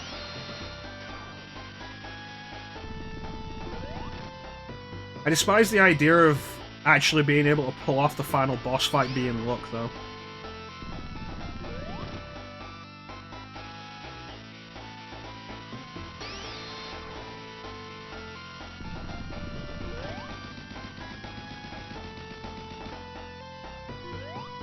Back here, you chunky bastard. Now let's never play this again.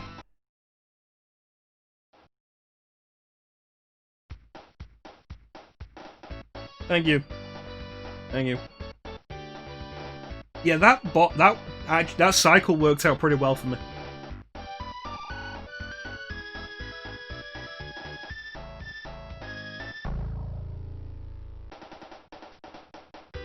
Yeah, it actually really doesn't matter in this game, Teak. Yeah, and whose fault is that, Bane?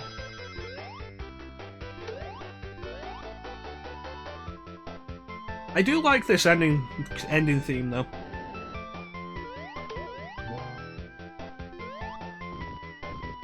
Gonna get the bad ending.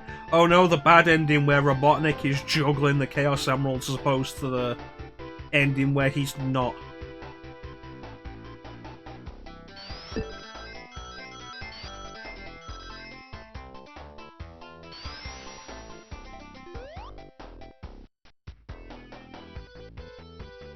So I think the problem here with identifying who made the music is going to be that these are all pseudonyms. 7 other votes.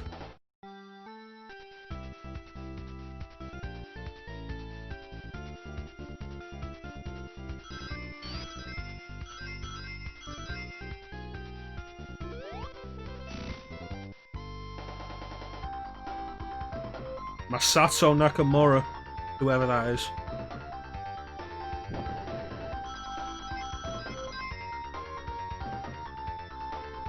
You know, I'm actually kind of... Matara Maki. I'm actually really surprised at how many visual glitches we had and just programming errors. Like, this game didn't play well.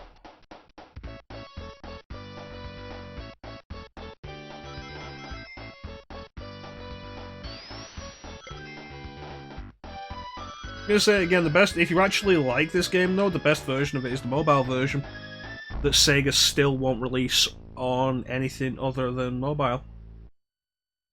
But hey, if you want to check it out, it's part of the Sega Forever program on mobile now. It has controller support, you can hook a Bluetooth controller up to it. And the Sega Forever program means it's free, you just have to watch some ads. It has ads. So if you have a Bluetooth controller, like, download it for free and try it out. It's the best version of Sonic 1. Pseudonyms can be fun. The only one I recognised was U2, which is Yuji Naka's pseudonym. If you like Papa, the best one is the sound designer, I think it is, for Mega Man's 1 through 3, was labelled as Yuki-chan's Papa.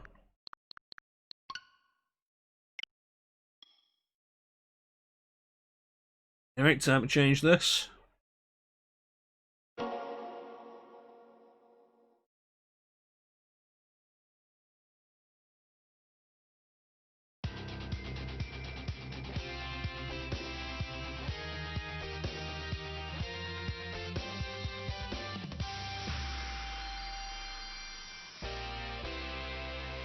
It's Sonic 2 featuring Knuckles from Sonic 3 and Knuckles.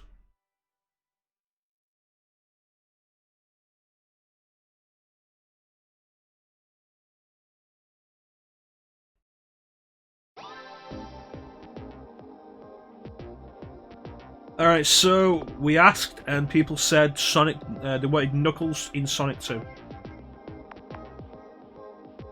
I'm gonna put ring keep mode on this because honestly this is gonna get sweary enough as it is.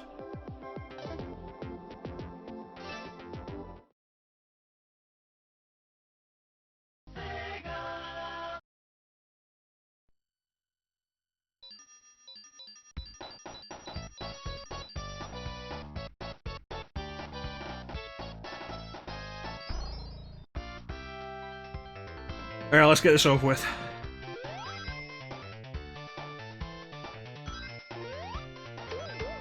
Although playing as Knuckles means we have to glide instead of the drop dash.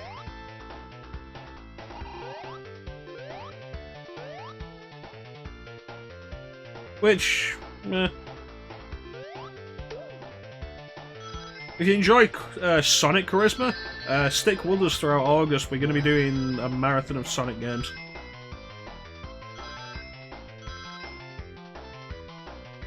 Yep, that's a visual problem on the stream, because for some reason, despite saying that it should be capturing this at 60 FPS, it isn't.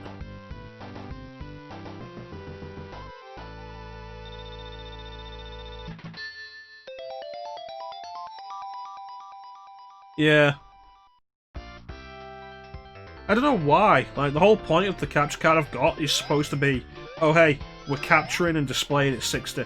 So why aren't we? Also, the stream is set to capture it and display at 60. Yeah, I checked it when I checked the video settings in Sonic 1.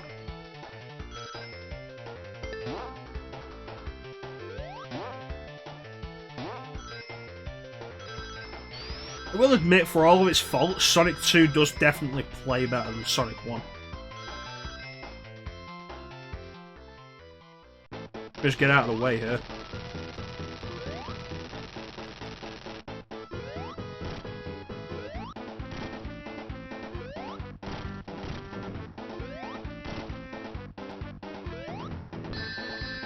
Ah, mistimed that.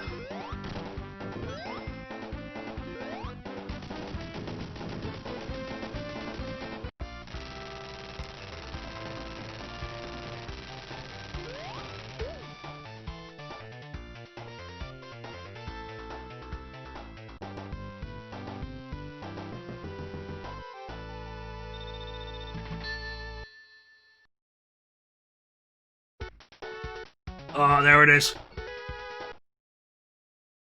Let me read chat before we actually get started with this, because this is actually a really good theme.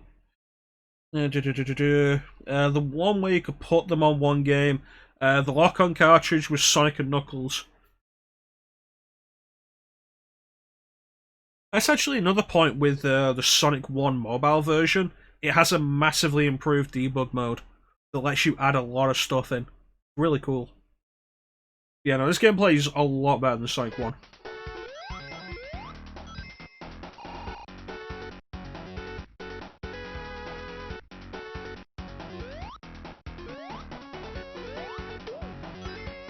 Chemical Plant Zone is like one of my favourite levels in Sonic Generations.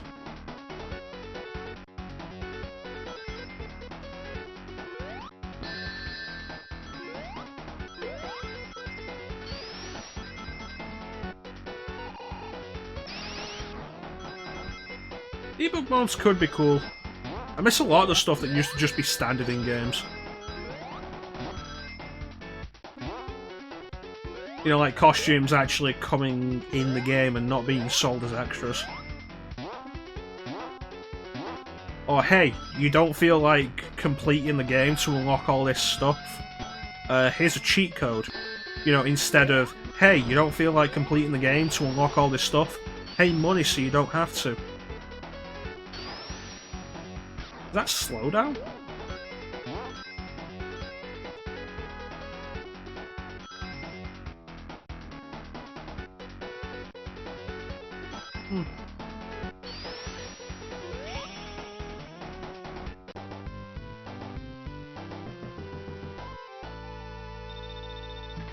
Surely do weep for the state of the game industry when everything has to be about how much money they can get out of people. Oh, you bought the game, did you? Cool. You want to throw some more money down on it?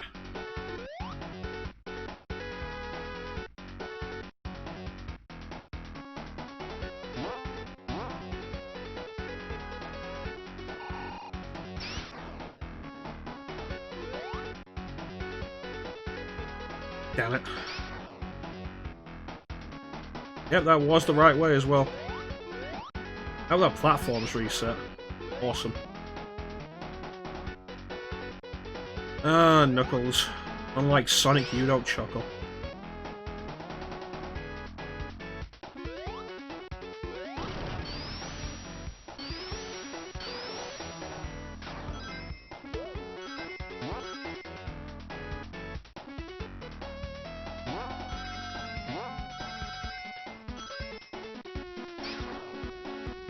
If you don't think the rap music that they did for Knuckles in Sonic Adventure is amazing, then we can't be friends.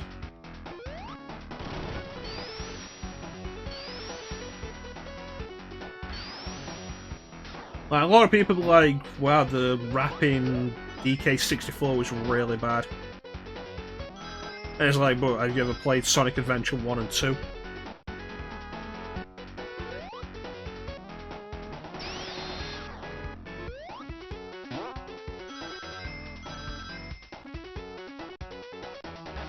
Last processing.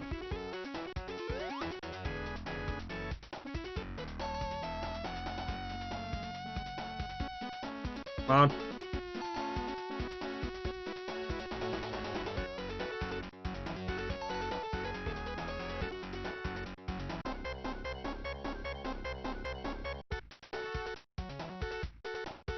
Oh, so much easier with Knuckles. Well, apparently I wasn't allowed to grip the wall there.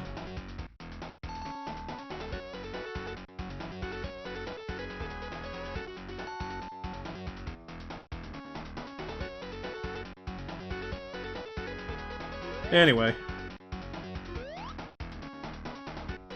It's interesting because, like I said before, while Sonic 2 has some standout tracks, especially Chemical Plant Zone, I think on the whole, Sonic 1 has the better soundtrack.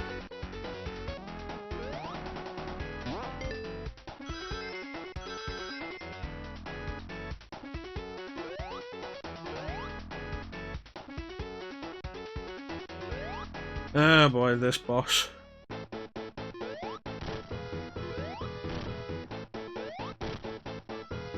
No, Robotnik, don't, motherfucker!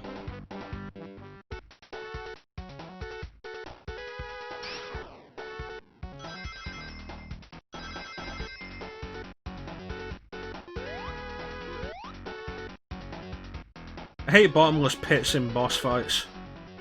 Doesn't matter what game it is, I'll complain about that shit in Mario. But you're easy, it's...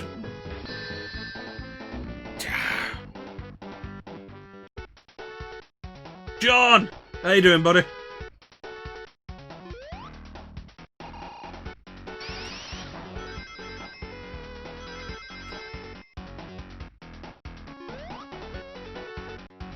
You know, I've not played much of Streets of Rage 2, but I will definitely agree Streets of Rage 2 has a fantastic soundtrack.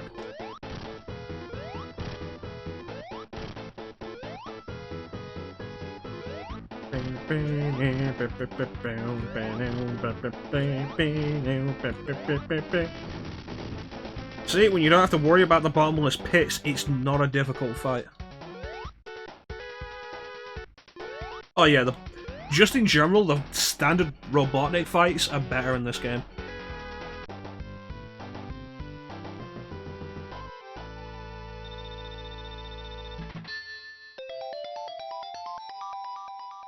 I don't know. Let's go!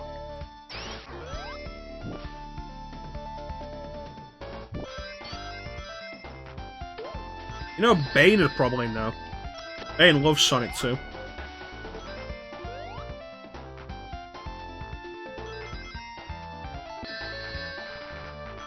That hitbox felt a little bit wonky. That hitbox is just there to annoy me.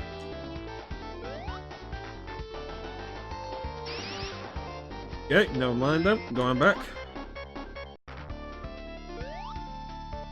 This is why Knuckles is better than Sonic. Because Knuckles can avoid drowning easier. So what if you can't jump as high? Who needs to jump?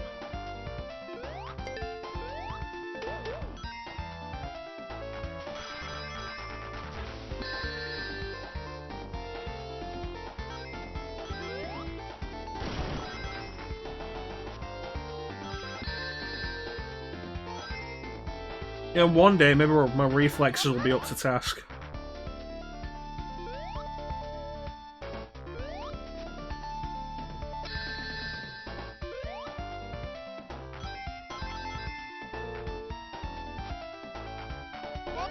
Still got Sonic 3 complete to do.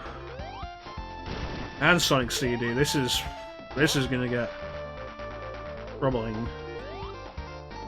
I will say though, I'm looking forward to the start of Speedway Metal Sonic fight though. And go fast.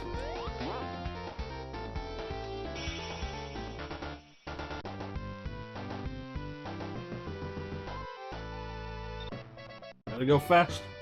Gotta go fast. Gotta go faster, faster, faster, faster, faster. That reminds me, I've not made a post about it yet, but I think I've decided on the 100 follower celebration being Final Fantasy 13.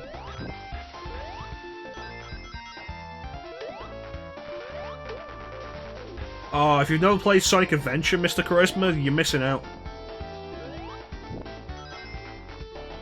Sonic Adventure is hype. I've still not seen the first Sonic movie, but I do want to see the first Sonic movie. At some point I will end up in a position to watch it. Oh no, we've not hit 100 followers yet, John. If and when we hit 100 followers, we're going to celebrate by doing Final Fantasy 13. So we can have another game that I will complain about endlessly. No, Sonic Adventure is 3D. The first proper 3D Sonic game. Because no, Sonic 3D Blast doesn't count. Oh god, I remember this boss. Okay, I can't glide like that.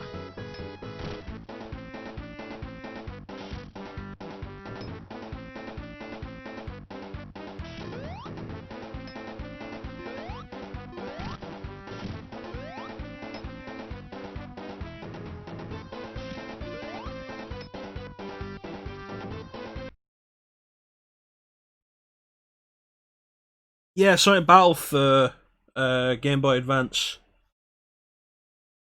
I think... Not if, when.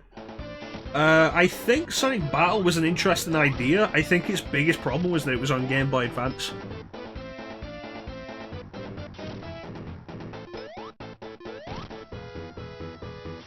I feel like the tech just wasn't there for it. God damn it. I was up there.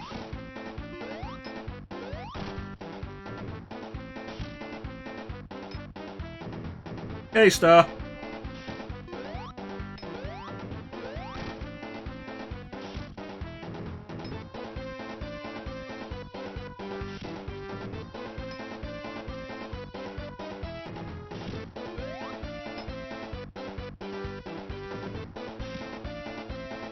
Last hit.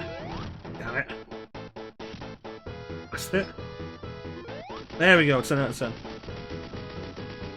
On console, or maybe on DS. I think it came out fairly late in the GBA lifetime. It had a nice art style, though. Like, Sonic Battle and Sonic Riders both had fairly unique art styles for Sonic games. I think they look quite nice. You know, I don't know what the obsession is with casino levels in the Sonic series. And I really wish it'd stop.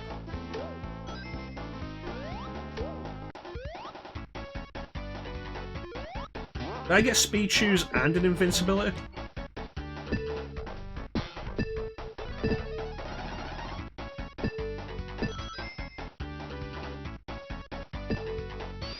Yep. Yes, I did.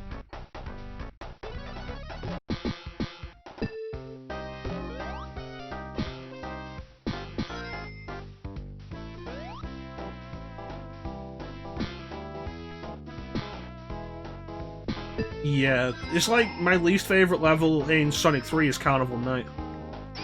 Partly because of that fucking barrel, but, you know, there are other reasons. Alright, we should still be here when you come back, John. You enjoy yourself some dinner.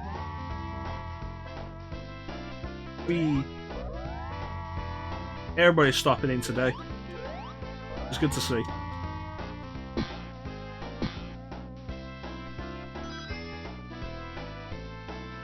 Yeah, what else you got? Casinopolis in Sonic Adventure isn't particularly good.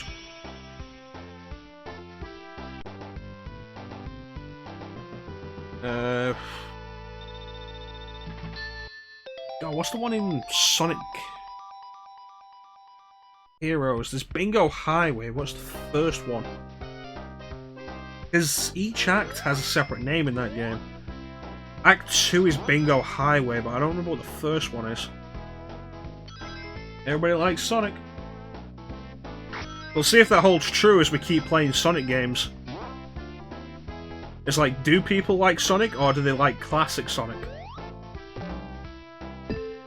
How many people are going to get coming in for Sonic Heroes? Or Sonic 06?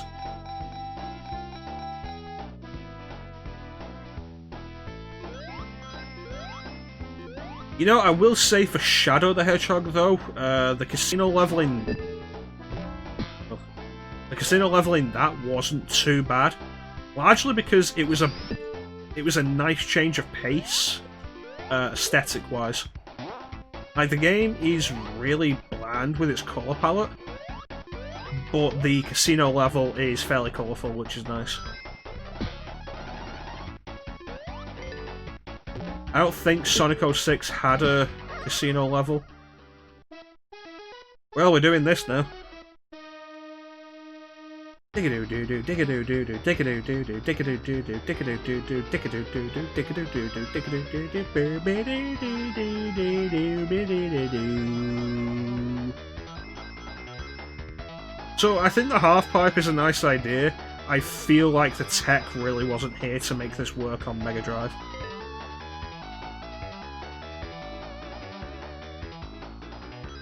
Especially in the later special stages.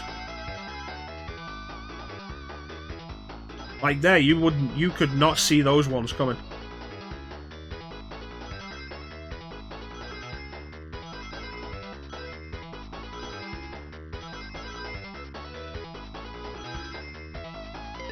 One more.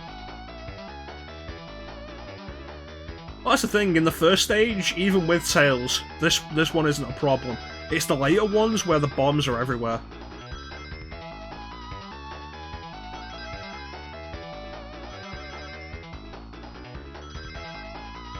Like, during any kind of turn, you can't see the rings coming. Or bombs. It stacks the deck against you, and you end up at the point where you have to memorize the later stages to succeed at them. Which I don't think is entirely fair.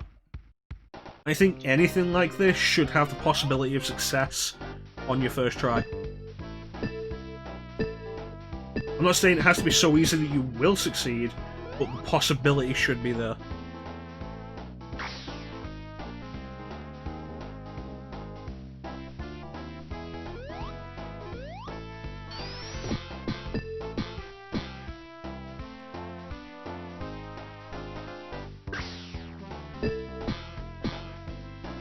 But yeah, I've put it out there now, guys. We hit 100 followers. I'll be doing Final Fantasy 13 all the way through. So, yeah, you guys want to tell your friends? Make me suffer through Final Fantasy 13? Well, God, if any of you fuckers bring people in and then don't actually turn up for Final Fantasy 13, I won't be happy. You have to suffer with me.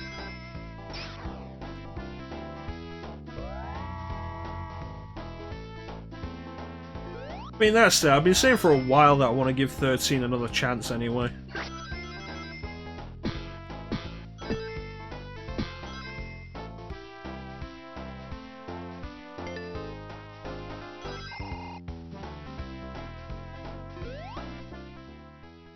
Oh, this boss. Yeah, I don't like this boss.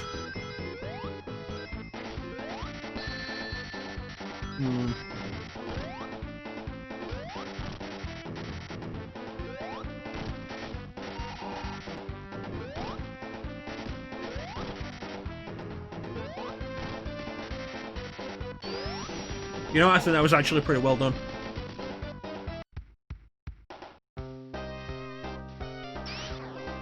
Sonic 4 on PS4? Do you mean Sonic Mania? Sonic 4 wasn't on PS4, and I feel like you wouldn't have enjoyed it if you did play Sonic 4. The Sonic 4 is... Ugh. Oh yay, Hilltop Zone. I think this is one of the worst sounds in the game. Sonic 4 on PS4, really?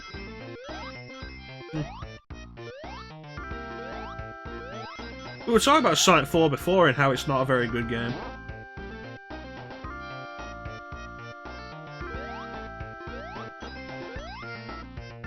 No, I feel like you're talking Sonic Mania here.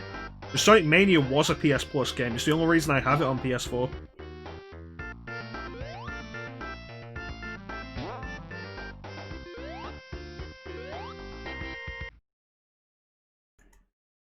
Was it? Because I have it here. Where is it? Was it this one, Mr. Charisma?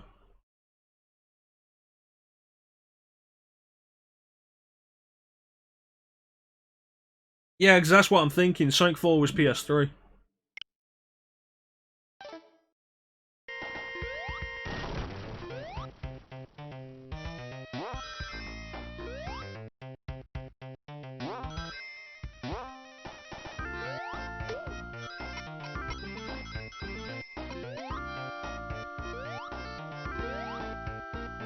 I bought Sonic Mania for Switch, and the only reason I own Sonic 4 on PS4 is because it was on Plus.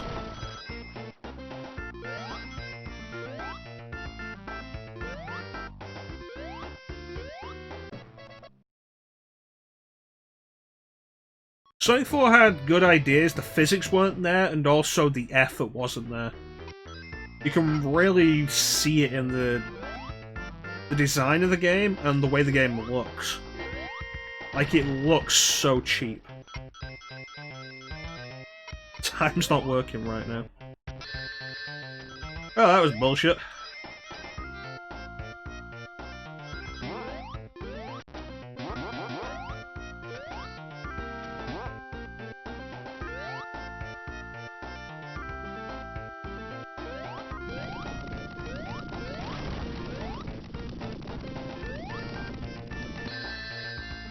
Let me out! Let me out!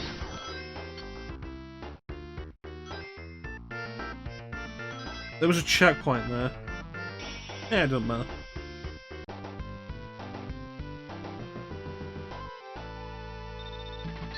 To be fair, Bane, episode 2 is better in, like, every way.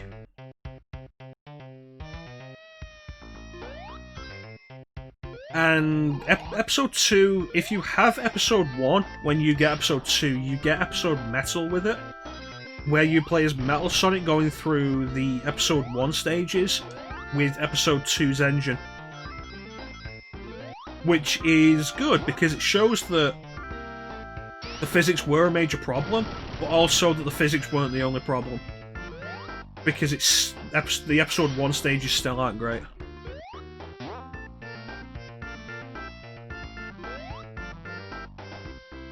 You sure it was on PS4 then, Mr. Charisma?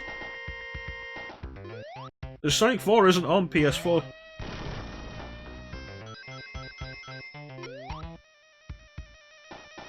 I have Sonic 4 on Xbox. If I had my Xbox plugged in right now, I could show you, and we could check. But Sonic 4 isn't one of the ones I plan to do for the marathon anyway.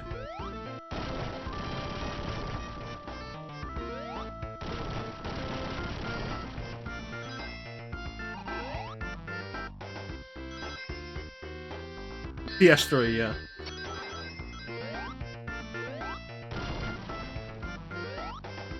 In that case, if you've not played Mania and you like classic Sonic, I totally recommend Mania. I'm not overly into classic Sonic. I really enjoyed most of Mania.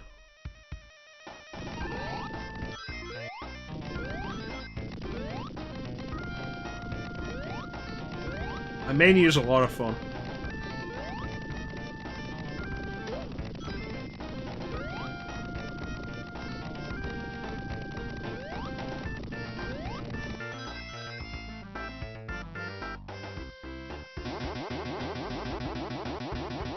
Yeah, Mania's on PS4. I say it was on PS Plus, it's the only reason I own it on PS4. Because I bought it for Switch. So I can play Sonic Mania on the toilet. To be fair, I wouldn't play Sonic Mania on the toilet because I don't like the Joy-Cons not D-pad. And I don't play 2D games with an analog stick. Unless I have to, cough cough smash. If you're gonna get a capture card to record PS3 footage, you'll also need a splitter. Because the PS3 has HDCP. Which means it will block the signal if it detects it being intercepted.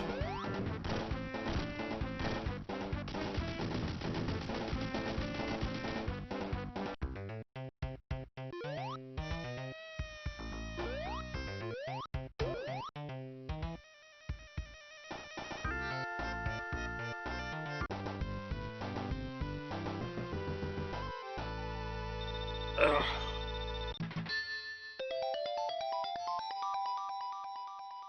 Yeah, it's like, you get a splitter, you hook that up to your PS3, then you hook up the splitter to your capture card. You'll basically need 2 extra HDMI cables and something to power the splitter, but you could plug it into your PS3 via USB, and at that point you can record as normal.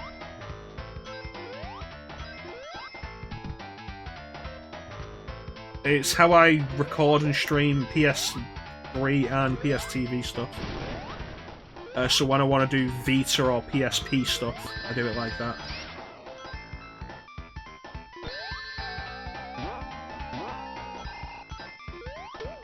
Because time isn't working.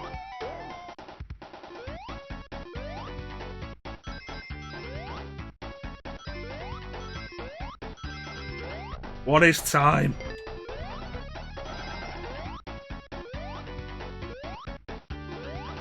I need to be careful, because this level has that one really bullshit pit.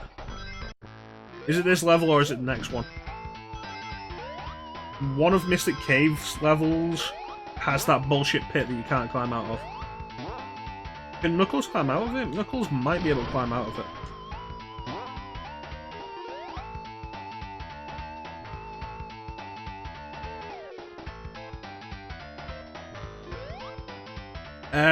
I'll be honest with you, Mr. Charisma, I'm not sure whether or not a Mac would be a problem.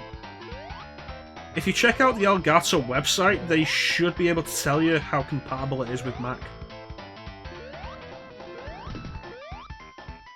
When you say implications of this level, Teak, do you mean that it's supposed to be connected to Hidden Palace?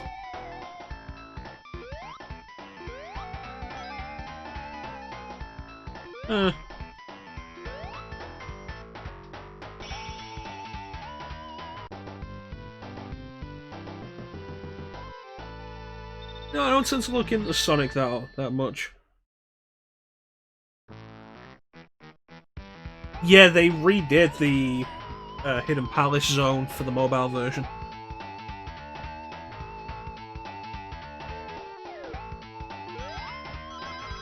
Is it that the level's trying to kill you, or is this just more of Robotnik's stuff?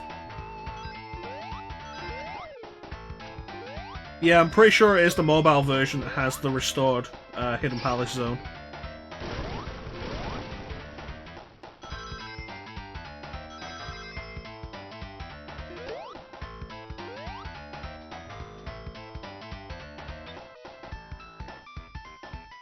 Angered something dark and powerful.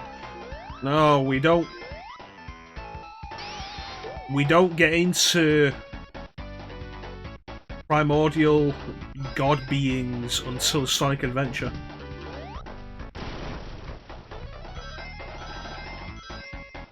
You'd think by Sonic Unleashed, Eggman would have maybe thought, you know, maybe I shouldn't keep trying to unleash evil monsters to destroy things so I can create Robotnik Land.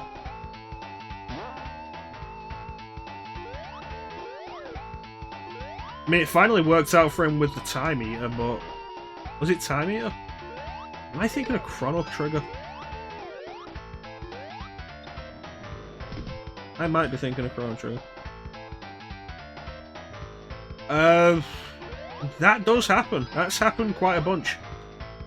Robotnik doesn't team up with Sonic in Sonic Adventure, though he does try and fight Perfect Chaos. Tries to do it on his own. Sonic and Eggman work together in Sonic 2 against the Bio Lizard. Eggman works with Sonic in Sonic Heroes against the Metal Overlord.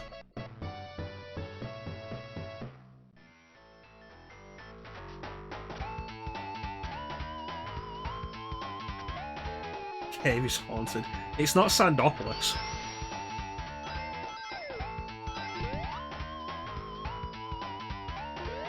Metal Overlord. In Shadow the Hedgehog, Eggman works with everybody to fight Black Doom.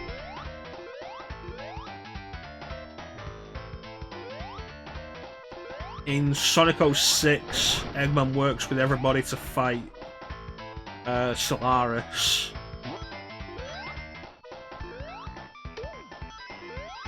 I forget whether or not Eggman ends up working with Sonic to fight Dark Gaia in Unleashed. It's been a while since I've done Unleashed.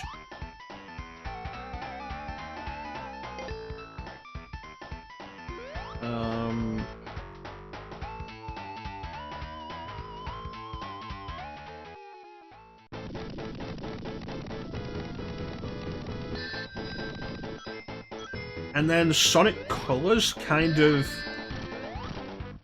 goes back to classic style by just having Eggman be the primary villain. You don't even need you don't get Super Sonic for the final boss fight in that game. Which is a real big change of pace from what we've been used to.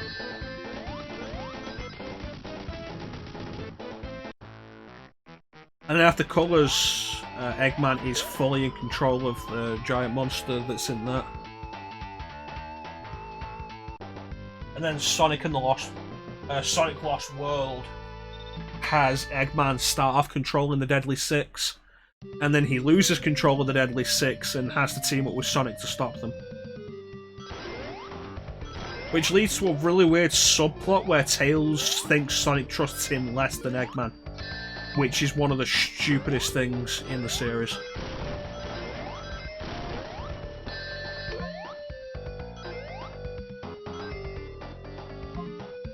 Yeah.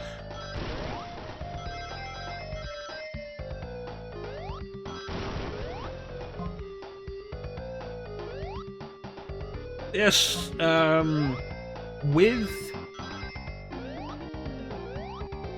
with the way the Sonic games end up being, Eggman is trying to harness the power of something. Like, Sonic games did that for a good while, and almost every time it ended with Eggman losing control of the thing and having to team up with Sonic. So they've teamed up a lot.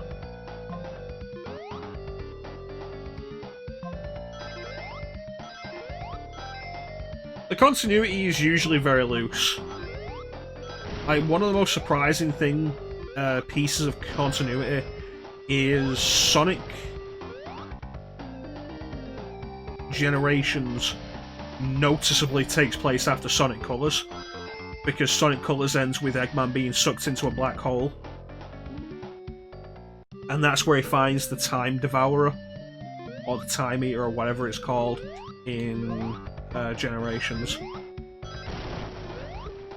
We also, in the sequence where Eggman's explaining where the Time Devourer came from, there's also a quick cameo from Orbot and Cubot,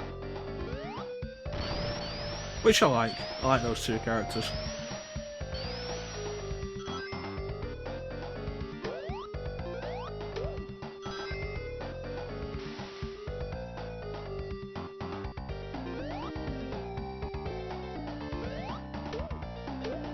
Really, when it comes down to it, it's more a case of there's continuity when they feel like.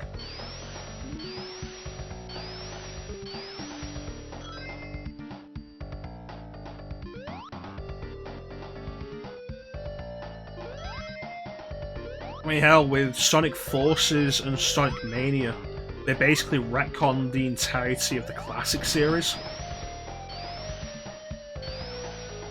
Like, originally, the classic series was Sonic older. It was Sonic before Adventure. And Generations had that idea as well. The idea was that classic Sonic and classic Tails were younger versions of Sonic and Tails from older games. And then with Sonic Mania and Sonic Forces, for some reason, they decided to make it so classic Sonic was from another dimension. Which was really weird.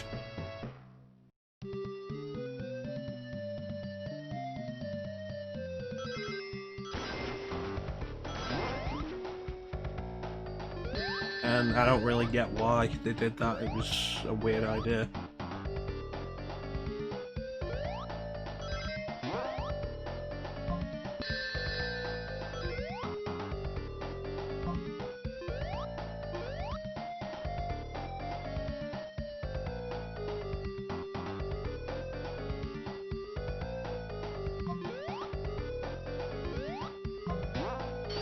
Like, it's truly the saddest thing that Sonic Mania is basically a fan game. And Sonic Forces was supposed to be the big... What would have been... Yeah, it would have been 25th anniversary game. Sonic Forces was supposed to be the big 25th anniversary game. And Sonic Mania, the basically fan game, is far better. Because Sonic Forces is actual garbage. And you shouldn't buy it. I usually do think Sonic Forces is one of the worst Sonic games. Jansum, my dude, how you doing, buddy?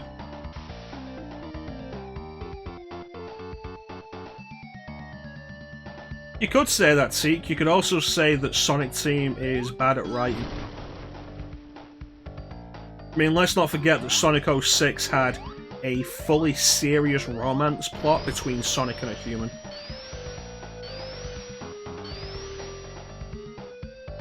FF7 is always a good game. I'll go back to FF7 at some point. I've got a retranslation hack that I want to give a try. I think could spice up a repeat playthrough.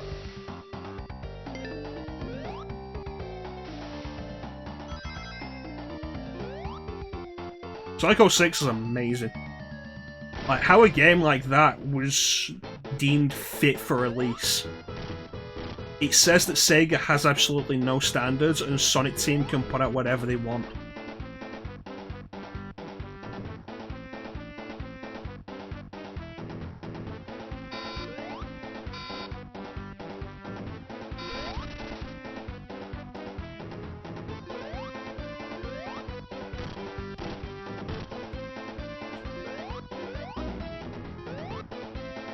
Come on, Knuckles. There we go.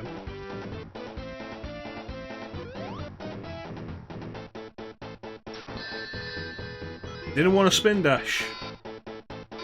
Wanted to jump and then forgot I'd actually spin dash if I pressed jump while crouching. Oh well. Yeah, Sonic 06 is an outright mess and it's amazing.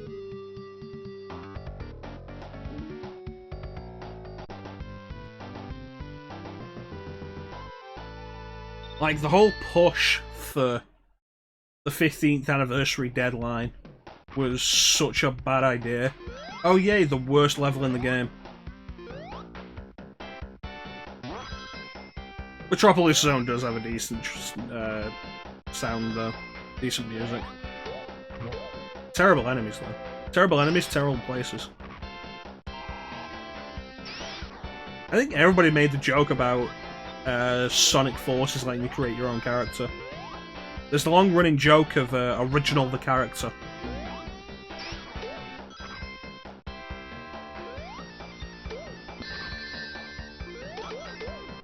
I hate this level so much.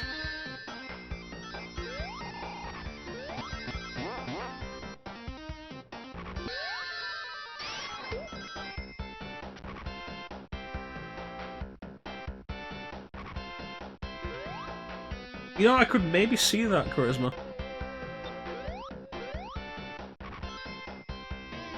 Hmm.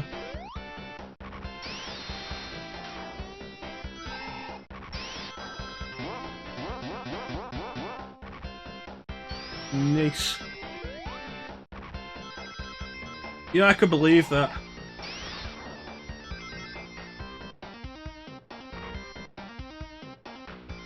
Staryus and Scythers. And Kinglers. Original the character, do not steal. That is basically it. God, that one comic, Sonic's Adventure, is amazing.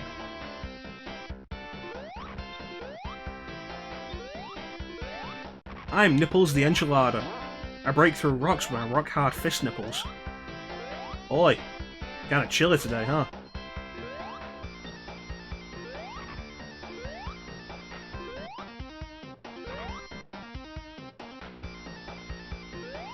Like, if you've never seen that, like, look up Sonic's Adventure. Not Sonic Adventure, Sonic's Adventure. It's a fantastic parody comic. Somebody animated it and stuck voices on it, it's great.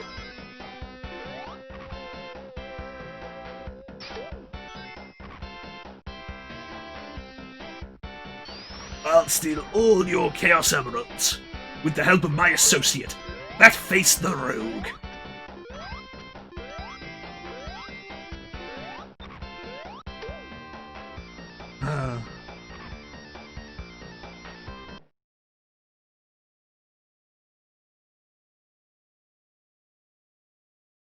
The opening for Mania is fantastic, I love it.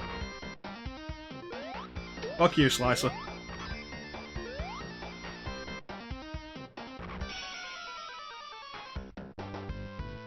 The Sonic redesign for the movie looked really good.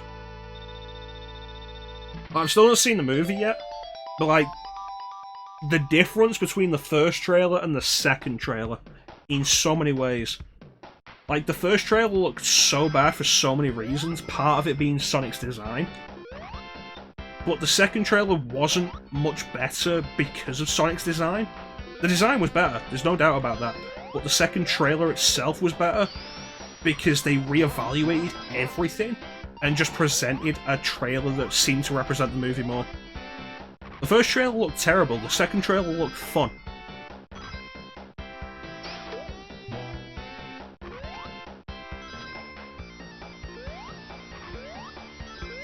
There's a really good video you can find on YouTube where somebody has taken the Japanese opening for Sonic CD and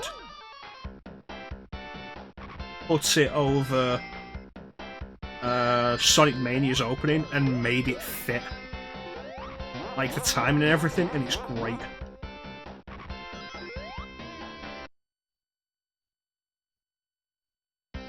Well, that's the thing, it's like, why would you use Gangsta's Paradise to represent Sonic? It makes no sense.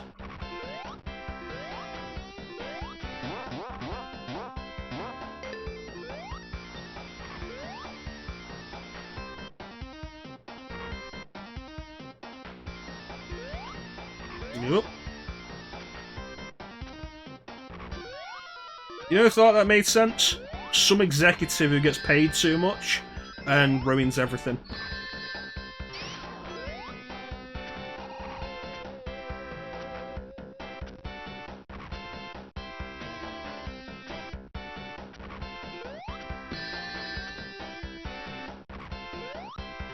You know, fuck Metropolis Zone.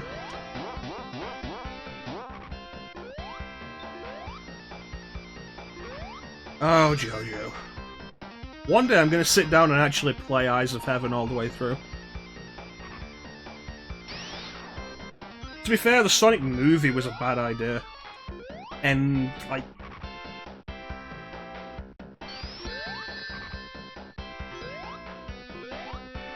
The Sonic movie was a bad idea, and the plot of Sonic movie was a bad idea. Sonic comes to the human world, yeah, no, you've lost me. Because this is the worst level in the game and they wanted you to suffer. Because Sonic Team are dicks.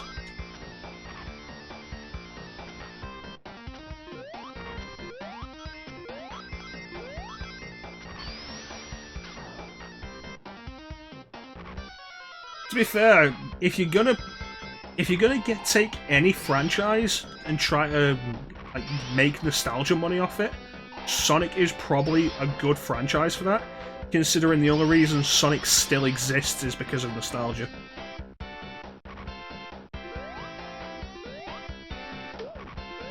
Like, no other series could have made as many mistakes as Sonic did, and still get to make new games.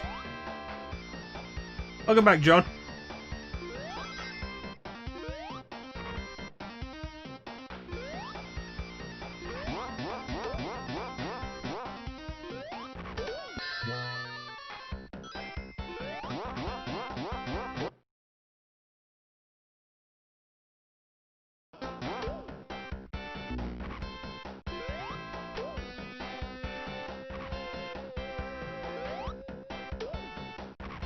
Like, the main thing I got from the second trailer that I didn't get from the first one was that it would be fun. It's like, I'm not expecting a great plot or anything. I just want it to be a fun movie. And the second trailer said that it would be. And stuff can be for kids.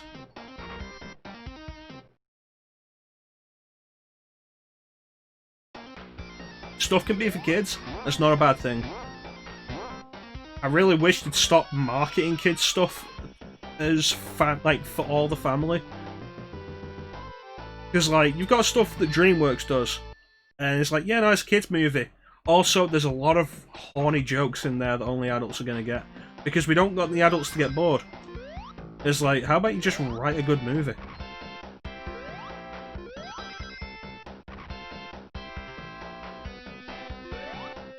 I'll argue the first Resident Evil movie is a decent movie. It's not a good Resident Evil movie, it's a decent enough movie.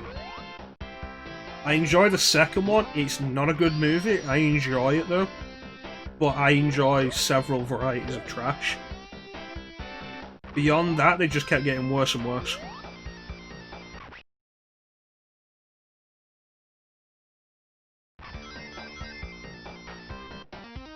Alice is the definition of a Mary Sue. They should change the name to from Mary Sue to Alice Sue. I would disagree with that, Charisma, largely because Mortal Kombat.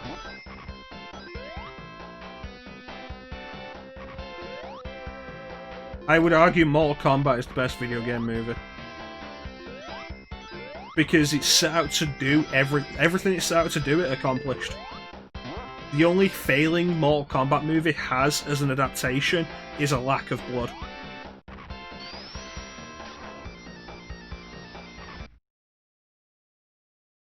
I haven't seen Detective Pikachu.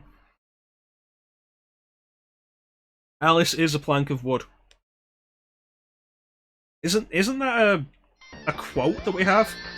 That you could have replaced Mila Jovovich with a plank of wood and you would have gotten the same movie, possibly with Alice having more emotions. I like Resident Evil Apocalypse. It's a bad movie, it has problems, I like it, but that movie is very clearly where they started to push Alice as the unstoppable, badass protagonist that nobody could live up to. In particular, like, rewatch the movie and look at how much Jill Valentine does in that movie that doesn't work, only for Alice to do the exact same thing and for it to work for her.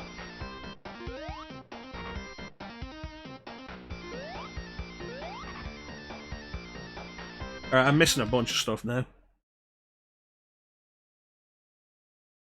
Oh yeah, the first Mortal Kombat movie is the best. The second one is terrible. It's fantastic. You should totally watch the second Mortal Kombat movie. It is absolutely fantastically terrible.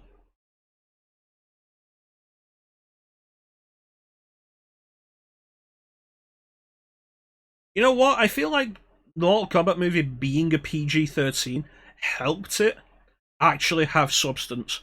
because I feel like if they'd ramped it up to be like a hard R, then that would have been all the movie was, blood and gore.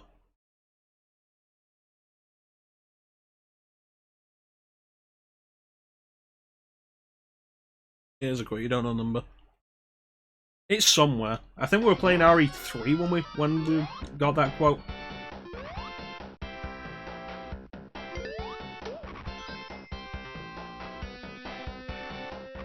Yeah, I remember that. I think you specifically said to me about Mewtwo.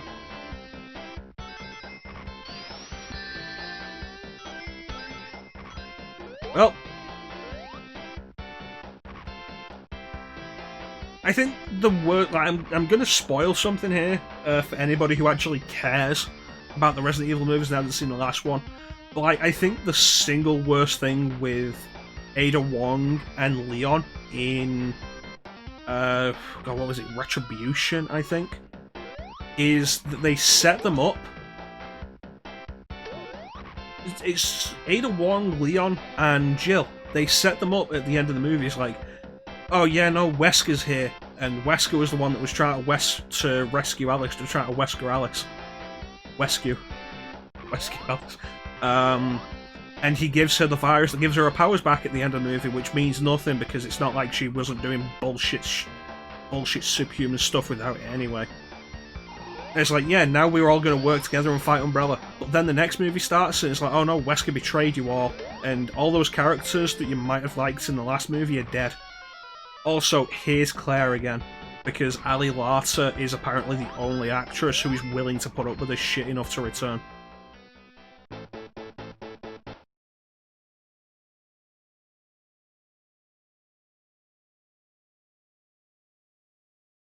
Mm-hmm.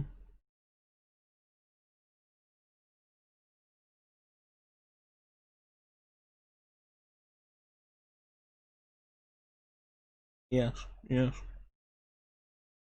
The point I want to make with Mortal Kombat charisma is specifically the way a lot of movies will ignore. I fucking hate this boss. The way a lot of movies will ignore a lot of stuff simply for the sake of blood, gore, and boobs. Which video games are also guilty of.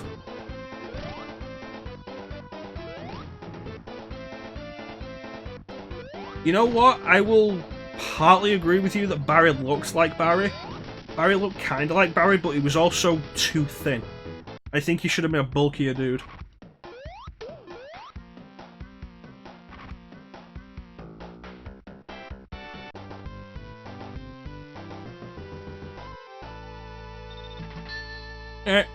We appreciate you hanging out, Chansum. I don't know how much of the game is left. Not much, I think. So I don't know how much longer we'll be here for.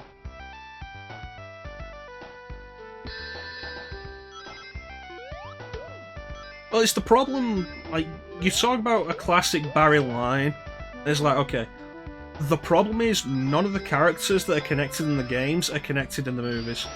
So it's like, you could have him say you were almost a Jill sandwich, but then how does this Barry know Jill? The characters aren't the characters. There's only one example in any of the movies, I think, of any of the characters acting like they have the relationships from the games, and that's there's a single moment in Retribution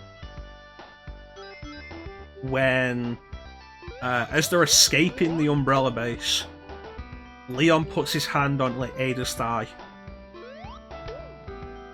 and she takes it off. And I think that's like the only moment anything like that is suggested. That any of these characters might have a life outside of the stories we see in the movie. Yeah, I have this would have been a good one. It's not like the acting in that movie was particularly good anyway.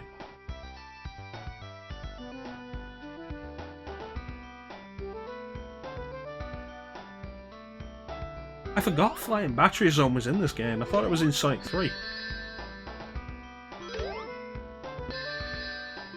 Which one? The TV cartoon or the cartoon that was made to tie in with the movie? The Journey Begins was the movie one, the TV one was Defenders of the Realm, I think.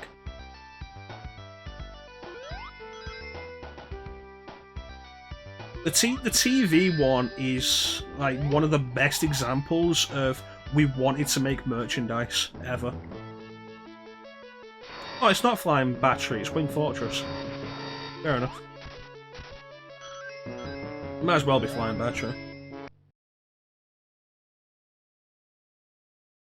Yeah, that was also like really. But like that Mortal Kombat cartoon was one of the most we want merchandise things I've ever seen. And also the catchphrases. Sonya just constantly saying "Combat time, combat time." Like what is that?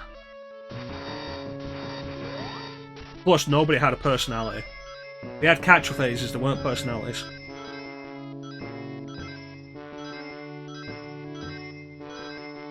Was the cartoon the first appearance of Quan Chi? I feel like it. Well, I'm sure Quan Chi appeared in something before he actually appeared in one of the games.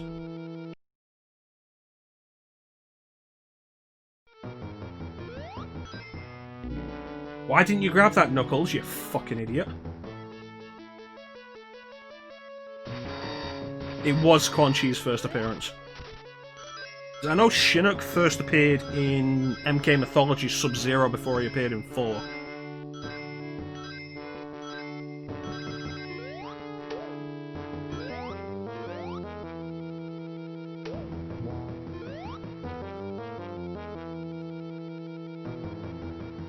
Oh, that worked.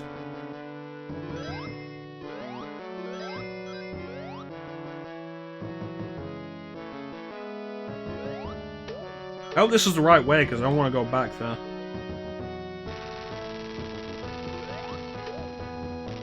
You know, this is actually a good level for Knuckles, it seems, because there aren't actually walls here to... There aren't floors to stop you from climbing through the floors. The floors don't have the proper collision on them.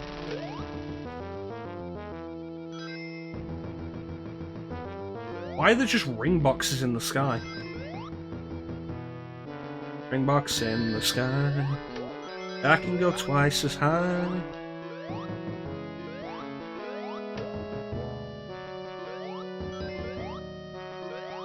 I think the funniest thing with Mortal Kombat movie though is how much of Mortal Kombat's actual mythology and lore comes from the movie. Like, why is Kano Australian?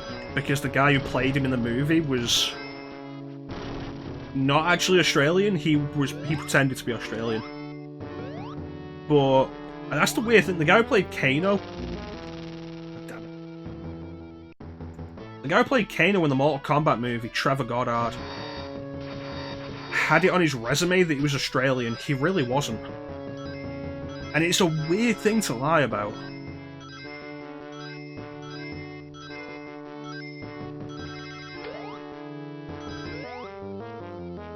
Yeah, like, the reason Kano is Australian in the games is because they liked Trevor Goddard's performance in the movie. Originally, he was a Japanese American.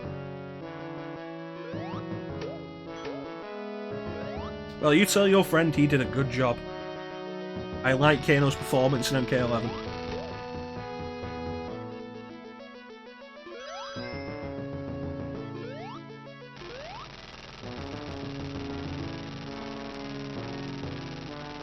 And director. Wait, when you say director, you mean he did the voice direction for MK11? Was Kabal in MK11? Remember he wasn't in MKX after he was important in MK9.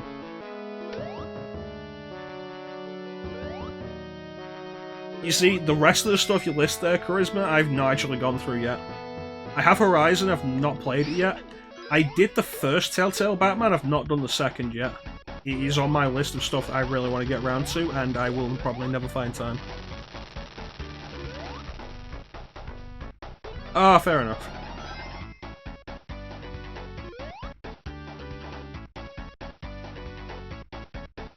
But I wonder what it would have been like to direct Ronda Rousey on MK11.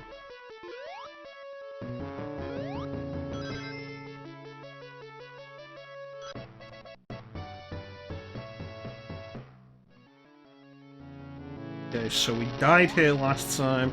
Can I pull it off this time? Why hasn't there been a checkpoint yet?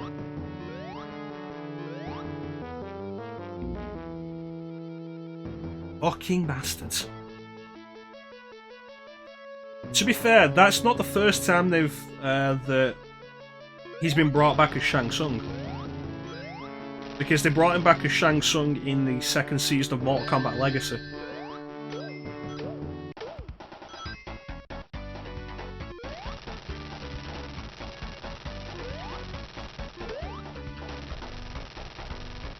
Checkpoints before the boss. Wonderful. This is going to be the game over, isn't it? After we manage to get through Metropolis Zone, this is going to be the game over.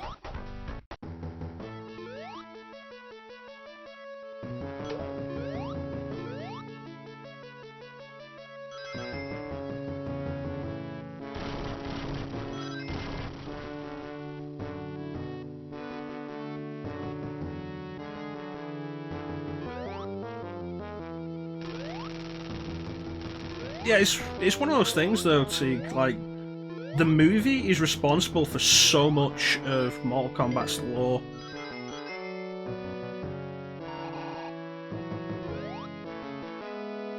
Like, the idea of Raiden being a mentor character who doesn't participate in the tournaments comes from the movie.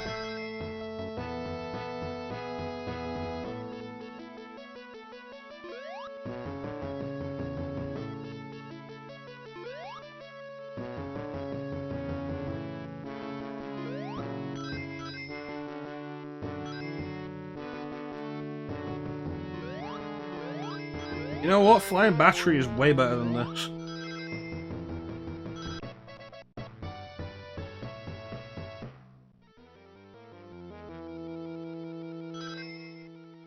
Alright. Here we go.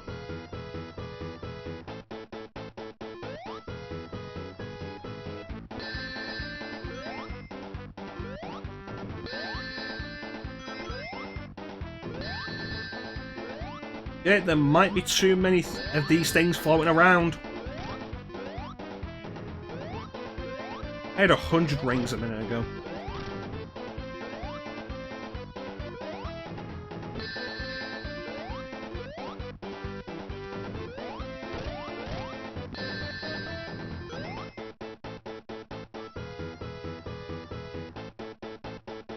I hope I get to keep some of these rings for Death Egg.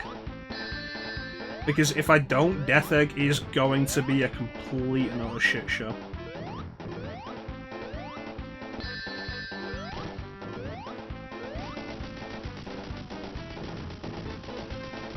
Thanks, Deke. I don't know where I'd be in life without your advice.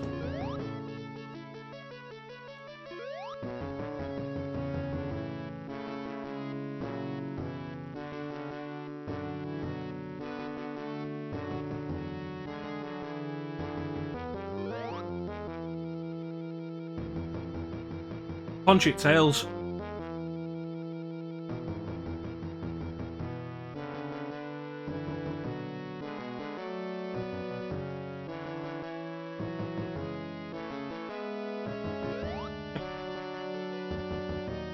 Remember, don't use a spike as a butt plug.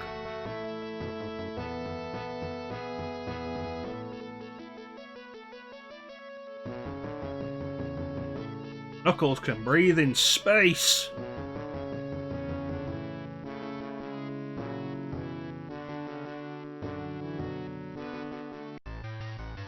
Well, let's see if Ring... Oh, look at that. Look at that. Best feature. Best feature of this version. By turning Ring Keep on, we start Death Egg Zone with 10 rings. You know, instead of the 0 rings the standard game gives you.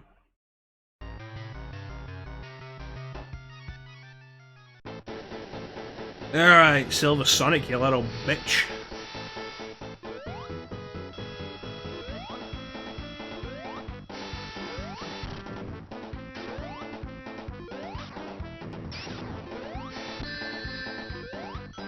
Well, there goes some of them.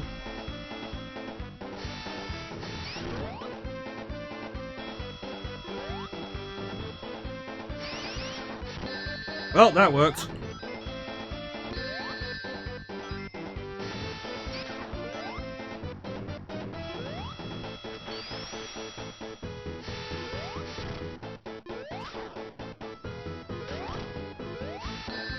What am I doing? Knuckles has the glide.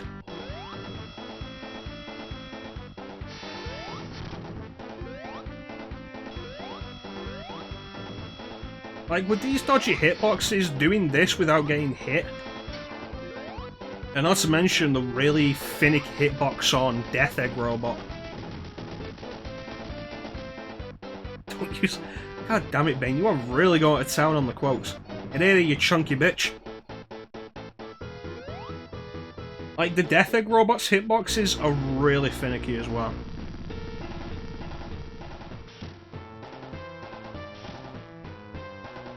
Like, this one thing Sonic Generations did, it was make this boss so much better.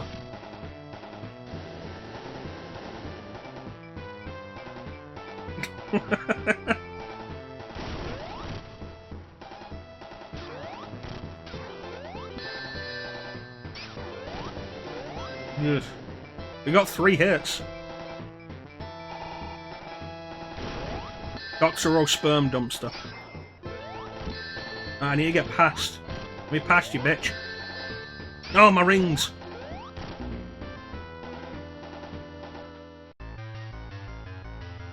Quote gold. 12 hits. Alright. Well, that's not right.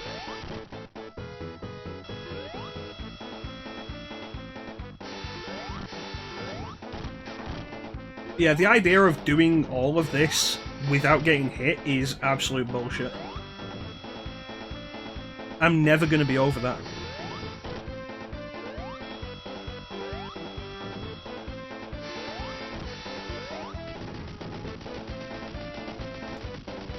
That, however, went considerably better.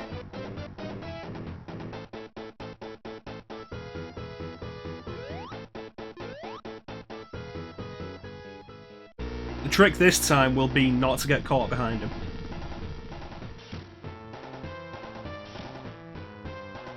World record pace. Oh, that's not Metal Sonic, Teak, that's Silver Sonic. Metal Sonic's blue. God damn it.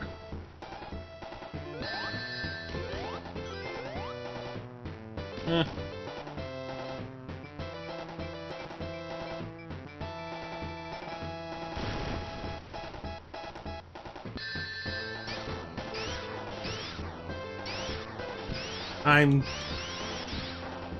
I can't spin dash there. No, I think Mecha Sonic is the one in Sonic 3 and Knuckles.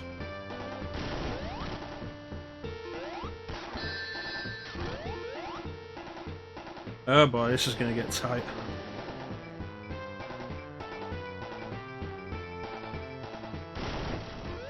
Damn it. Alright.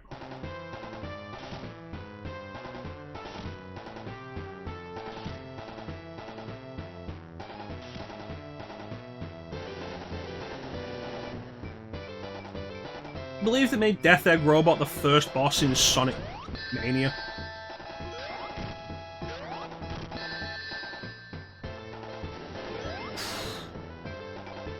That was close.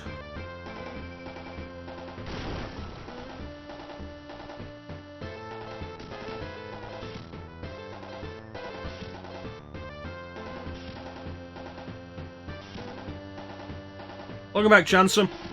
It's the final boss.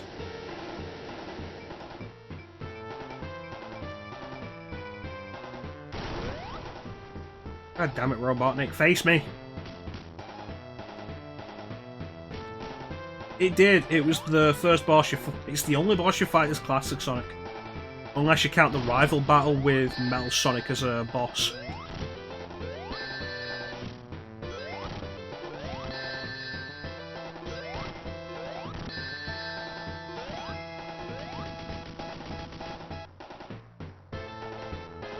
Yeah! Because I don't know how to do that fight properly, Teak.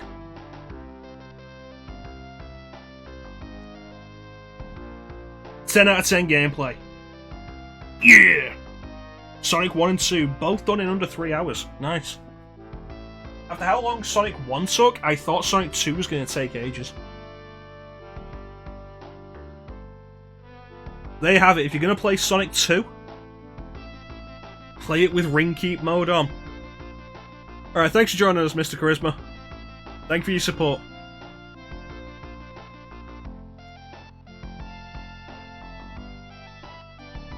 Join us on Tuesday when we'll be back with Sonic CD as we continue the Sonic Marathon.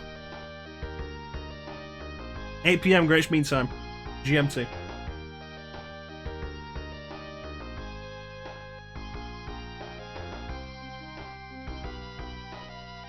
Yeah. If you're going as well, Clem, thanks for joining us. You take care and enjoy your dinner.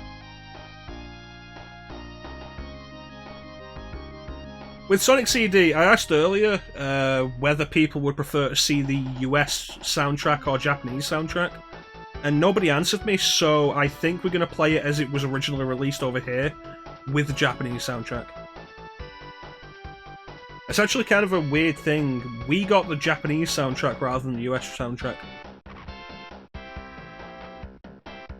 That means the opening theme is Toot Toot Sonic Warrior instead of Sonic Boom, and I am okay with that.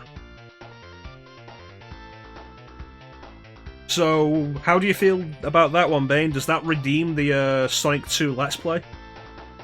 Like, Sonic 1 went terribly, Sonic 2 went so much better. The biggest issue with Toot Toot Sonic Warrior is we play the HD version. For some reason, the lyrics are removed from the HD version. Got a third of the Japanese soundtrack.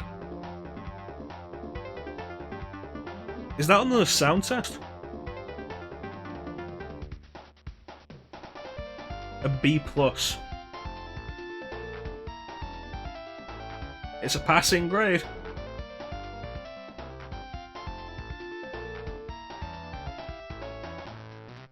I can see the... Honestly, Chansum, I can see the appeal of Sonic Boom. I think Toot Toot Sonic Warrior is better.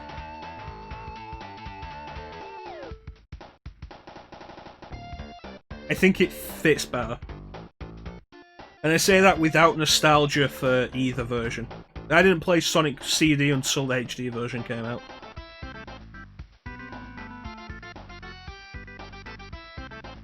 The good future music didn't get changed. That's interesting. There are two songs I remember from the US version. Sonic Boom and the boss battle music. That starts with that weird laugh.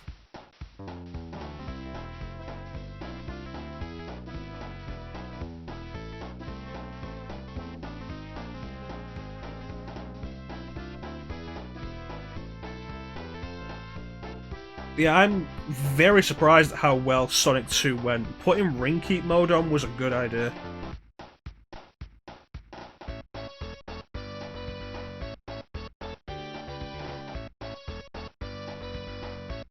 You know what, I have window capture on. Let me see if it works, and we'll take a quick look at the Sonic CD Japanese opening.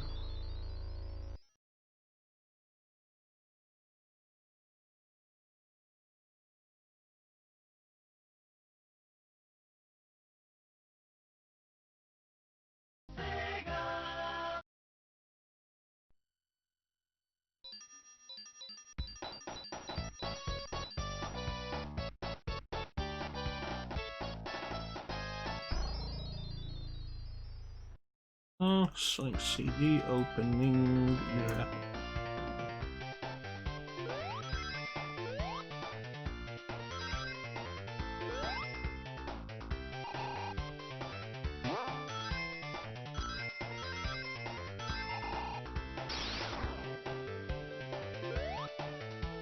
Mute the game. Mute that.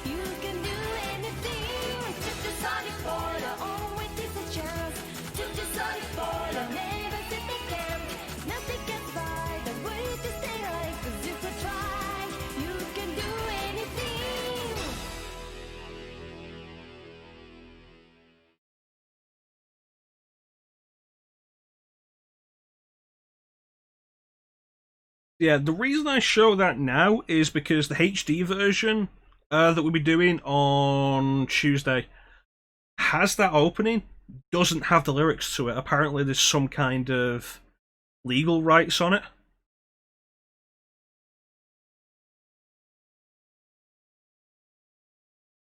What's this, Teak?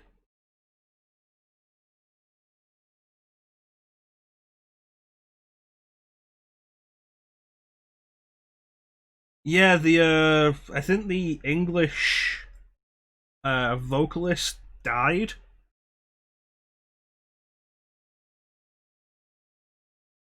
And there's some kind of thing around the actual rights. Oh, okay.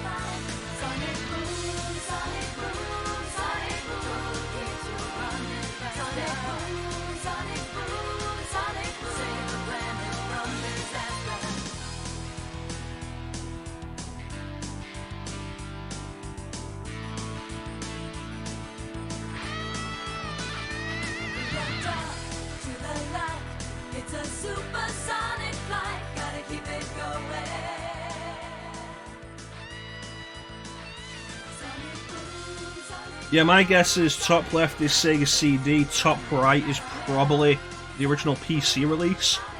Bottom left is probably from the Sonic Gems collection on GameCube and PS2. And bottom right is probably the HD version.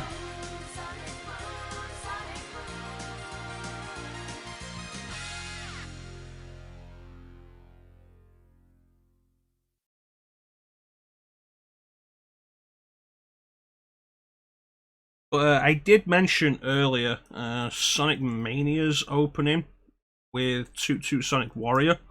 It's really good. I think it's this one, but there is actually two of them.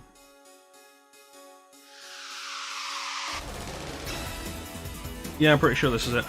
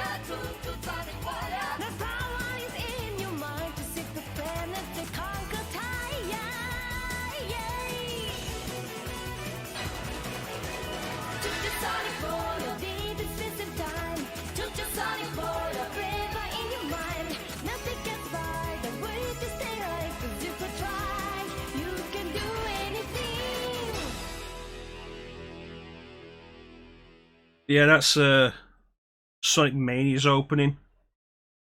Set to...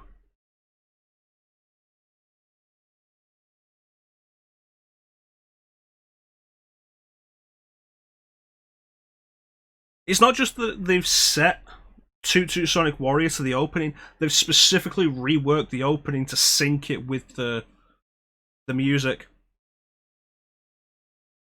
Because the opening it does a few things in different order. Some things run faster than the original opening, but it's specifically set for. It's been reworked to sync up with the music. It's really good. It's a bunch of effort has been put into that video very clearly.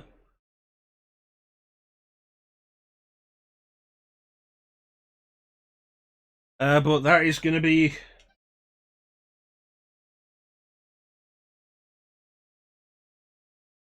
Sonic.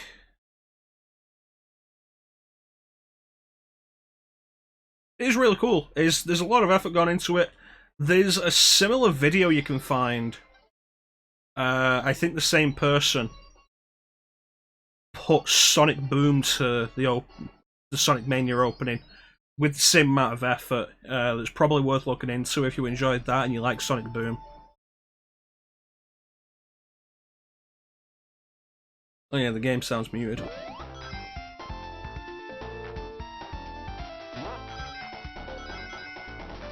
But that's going to do it for today. The Sonic Marathon started kind of poorly because Sonic 1 has serious issues, but Sonic 2 was good.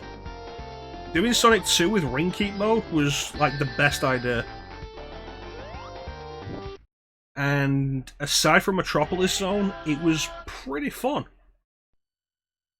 We'll be back on Tuesday, 8 PM Greenwich Mean Time GMT with Sonic CD, which I think release-wise came out after Sonic 2, but I'm certainly playing it after Sonic 2. That might be all of the stream on Tuesday.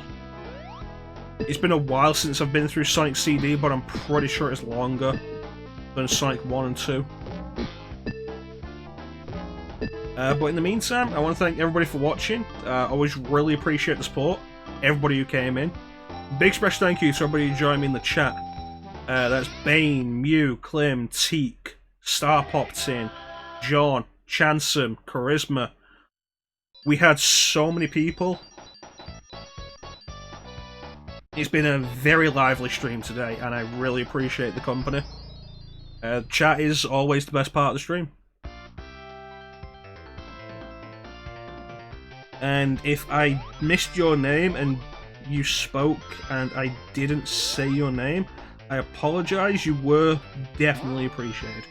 We'll be doing the HD version of Sonic CD. So what do we got? I could do the Mega CD version. No. Because honestly, why would you? We could do the Sonic Gems Collection version, or we could do the HD version. I have the HD version on PS3 and Xbox 360. It's backwards compatible on 360. It's backwards compatible on Xbox One, so we can play the 360 version on Xbox One. So we're going to play the Xbox One version. We're going to play the 360 version on Xbox One.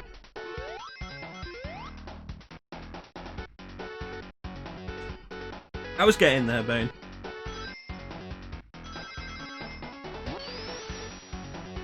And the only version I don't own is the original PC version.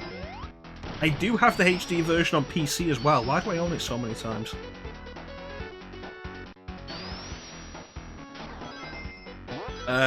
For anybody who doesn't know, Sonic 3 we'll be doing Sonic 3 Complete, which will be emulated rather than doing Sonic 3 and Knuckles. It's a ROM hack of Sonic 3 and Knuckles that improves a bunch of things. So that should be fun. And then after that will be Sonic Adventure on Dreamcast. We'll be doing the original Dreamcast release. And while Sonic 1 and 2 were one stream, Sonic CD I anticipate being its own stream. Sonic 3 Complete is going to be one stream because that's 14 zones. Adventure is going to be multiple. No. No, I don't have the Sega CD original, but we can emulate Sega CD. But again, it's the case of, like, unless you're super into collecting, you're probably not going to see Hypersonic. I'm okay at Blue Sphere, I'm not great at it. And by the time we hit some of the later stages, oof. Thankfully, to hit Doomsday Zone, you only need to get Supersonic, you don't need Hypersonic. But unless you're super into collecting, there is absolutely no reason to own a Sega CD. Especially when almost every game that is worth anything on Sega CD has a release on other systems. Like Sonic CD has a release on other systems that's better. The Luna games are better on PlayStation. I think the biggest game on Sega CD that isn't on any other system, in English at least, is Snatcher. But then again, if you want to pick up Snatcher for the Sega CD, it is expensive.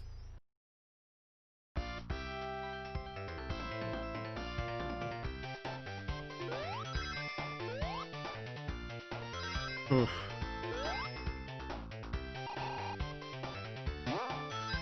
Yeah, that was the first time I played Sonic CD. Sewer Shark is not worth anything, Teak. Sewer Shark... Wasn't Sewer Shark a packing game?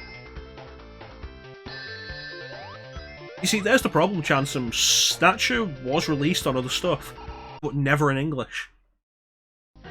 Knuckles Chaotix... It's weird that Knuckles Chaotix didn't get a re-release on, like, the Sonic Gems collection. It's like, the Sonic Gems collection has the 3 main games it advertises: Sonic CD, Sonic the Fighters, and Sonic R, and then a bunch of Game Gear games. And it's like, it's weird that it didn't put Knuckles Chaotix on there. I'm pretty sure Sewer Shark was a packing game with the Sega CD, so it's one of the more common games on the system. It's also an FMV rail shooter. And, like, one of the really bad ones.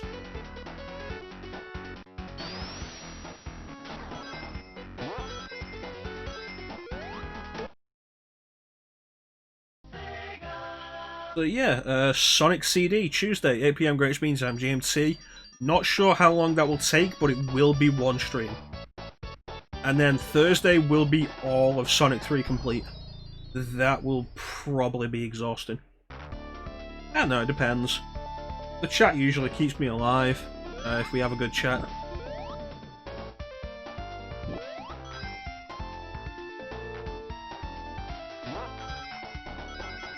If I can be bothered, we might do a bonus stream on some of the side games. Like Sonic 3D Blast and Sonic Spinball and Sonic R. But you know what? We probably won't. Because all of those games are bad. And more than that, I'm not going to finish any of them. Yeah. Like, doing these games at least has a clear ending point. I want to cycle back to Chemical Plant Zone so we can end on good music.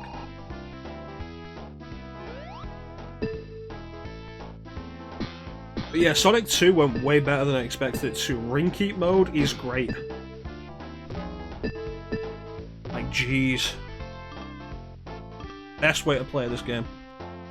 Chemical Plant Zone's the best song in the game.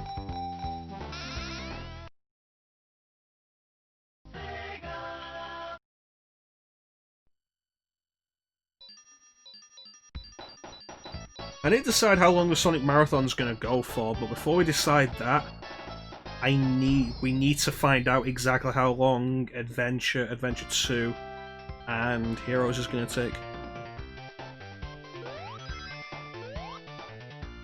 We get to the sound room in this?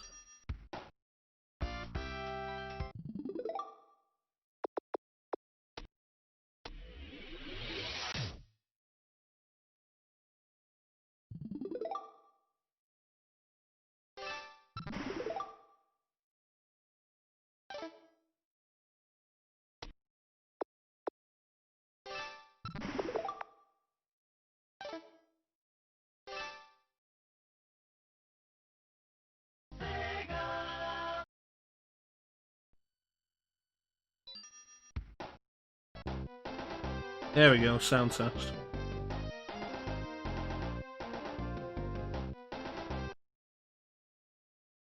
I have to figure out which button actually activates sound test.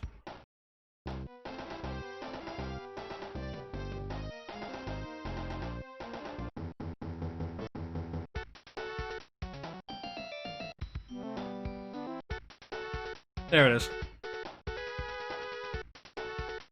So I want to thank everybody who joined me for Sonic. Sonic and Sonic 2. That is the 2 scariest games of the marathon done with.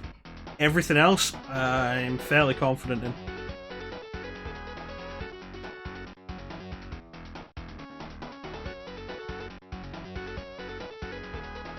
We're back on Tuesday, 8 PM Greenwich Mean Time with Sonic CD. Thursday, 8 PM Greenwich Mean Time with Sonic 3 Complete. And next Sunday will be Sonic Adventure. Bit of it. I don't know which one Hidden Palace is, Bane. You did miss it, I'm afraid, Magic. We beat Sonic 1 and 2. You've come in, like, right at the end, I'm afraid.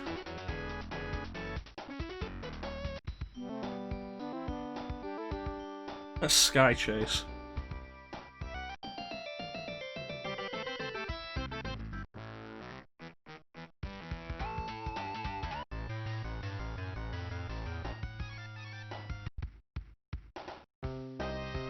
We're ending on Chemical Plant. I like Chemical Plant. Bane, you probably have Sonic 2 on plenty of systems yourself. Every time. But yeah, Sonic CD, Tuesday, 8 PM Greenwich Mean Time, Sonic 3 Complete. Thursday, 8 PM Greenwich Mean Time, Sonic Adventure. We move into the 3D games next Sunday. And you better be ready to open your heart. It's gonna be alright.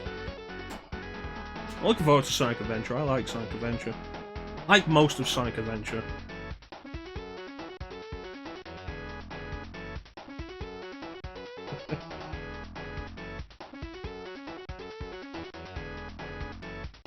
Anything else I want to say? Yeah. We did a stream on Friday afternoon. We might do some more early streams. They won't be Sonic. You don't have to worry about missing those. Sonic is gonna stay at the scheduled time. So if we do have a stream that is outside those times, don't worry, you won't be missing Sonic. If you want to pop in and say hi though, that is always appreciated. To be fair, Magic, you missed a lot of swearing.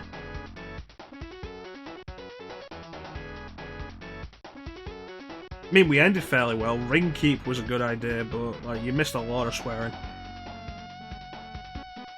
And I'm sorry, we can't really continue.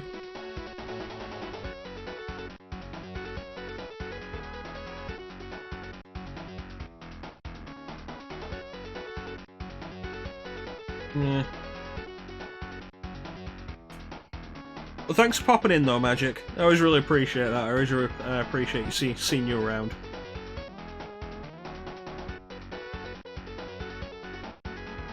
I hope Fairy Tail's going well.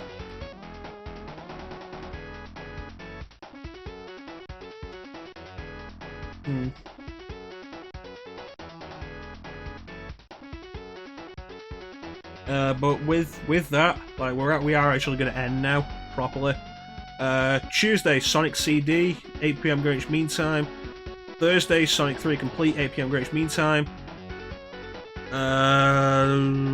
Sunday, Sonic Adventure, 8 PM Greenwich Mean Time. Be there or don't be there, I guess. Miss out on swearing. It's not good music. Although, it depends how you feel about Sonic 3's soundtrack, which was very Michael Jackson-y. Yeah. You know what? I understand that. Part of the reason why I've not been in your stream recently, Magic, because you were doing Ghost of Tsushima, which I want to do for myself at some point. You were doing 2 Point Hospital, and it was always at a point where I couldn't actually come in and watch. And Fairy Tail, I have Fairy Tail there to read at the minute, so I don't really want to have anything for Fairy Tail spoiled for me. But I appreciate the support, I appreciate popping in, and I appreciate the thoughts.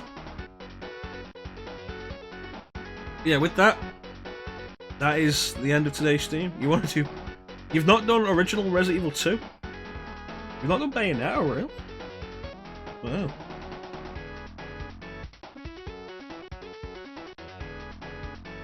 With Bayonetta, my recommendation is Performance-wise, if you're after visual clarity and performance, PS4. You've got PS4 Pro, get it on there. But if you have it already, if you have Bayonetta and Bayonetta 2 on Switch, go with that. But try and pick them up cheaper.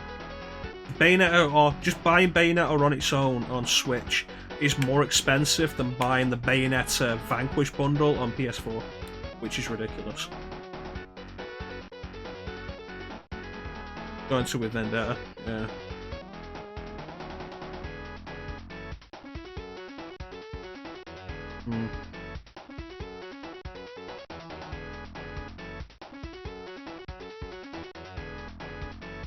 When you say Resident Evil 2 and 3 Magic, do you mean the remakes or the originals? Because what we were doing on Friday was the original RE2 on Dreamcast. Alright, that's fair enough then. First time I've done the original in a while. It's fun to go back to. But anyway, I'm rambling now. I've been rambling for a while. We finished this game like half an hour ago. So I want to thank everybody who joined the stream. Thank you so much for joining me. Never passed them. But we're sitting down with them, they're really solid, and I'd probably pop in and watch you play them. I might try and stay away though. There's a possibility of backseat gaming. Especially with RE2. Yeah. But yeah, I want to thank everybody who joined the stream. Thank you so much to everybody who joined the chat. I always really appreciate the company. The chat is the best part of the stream.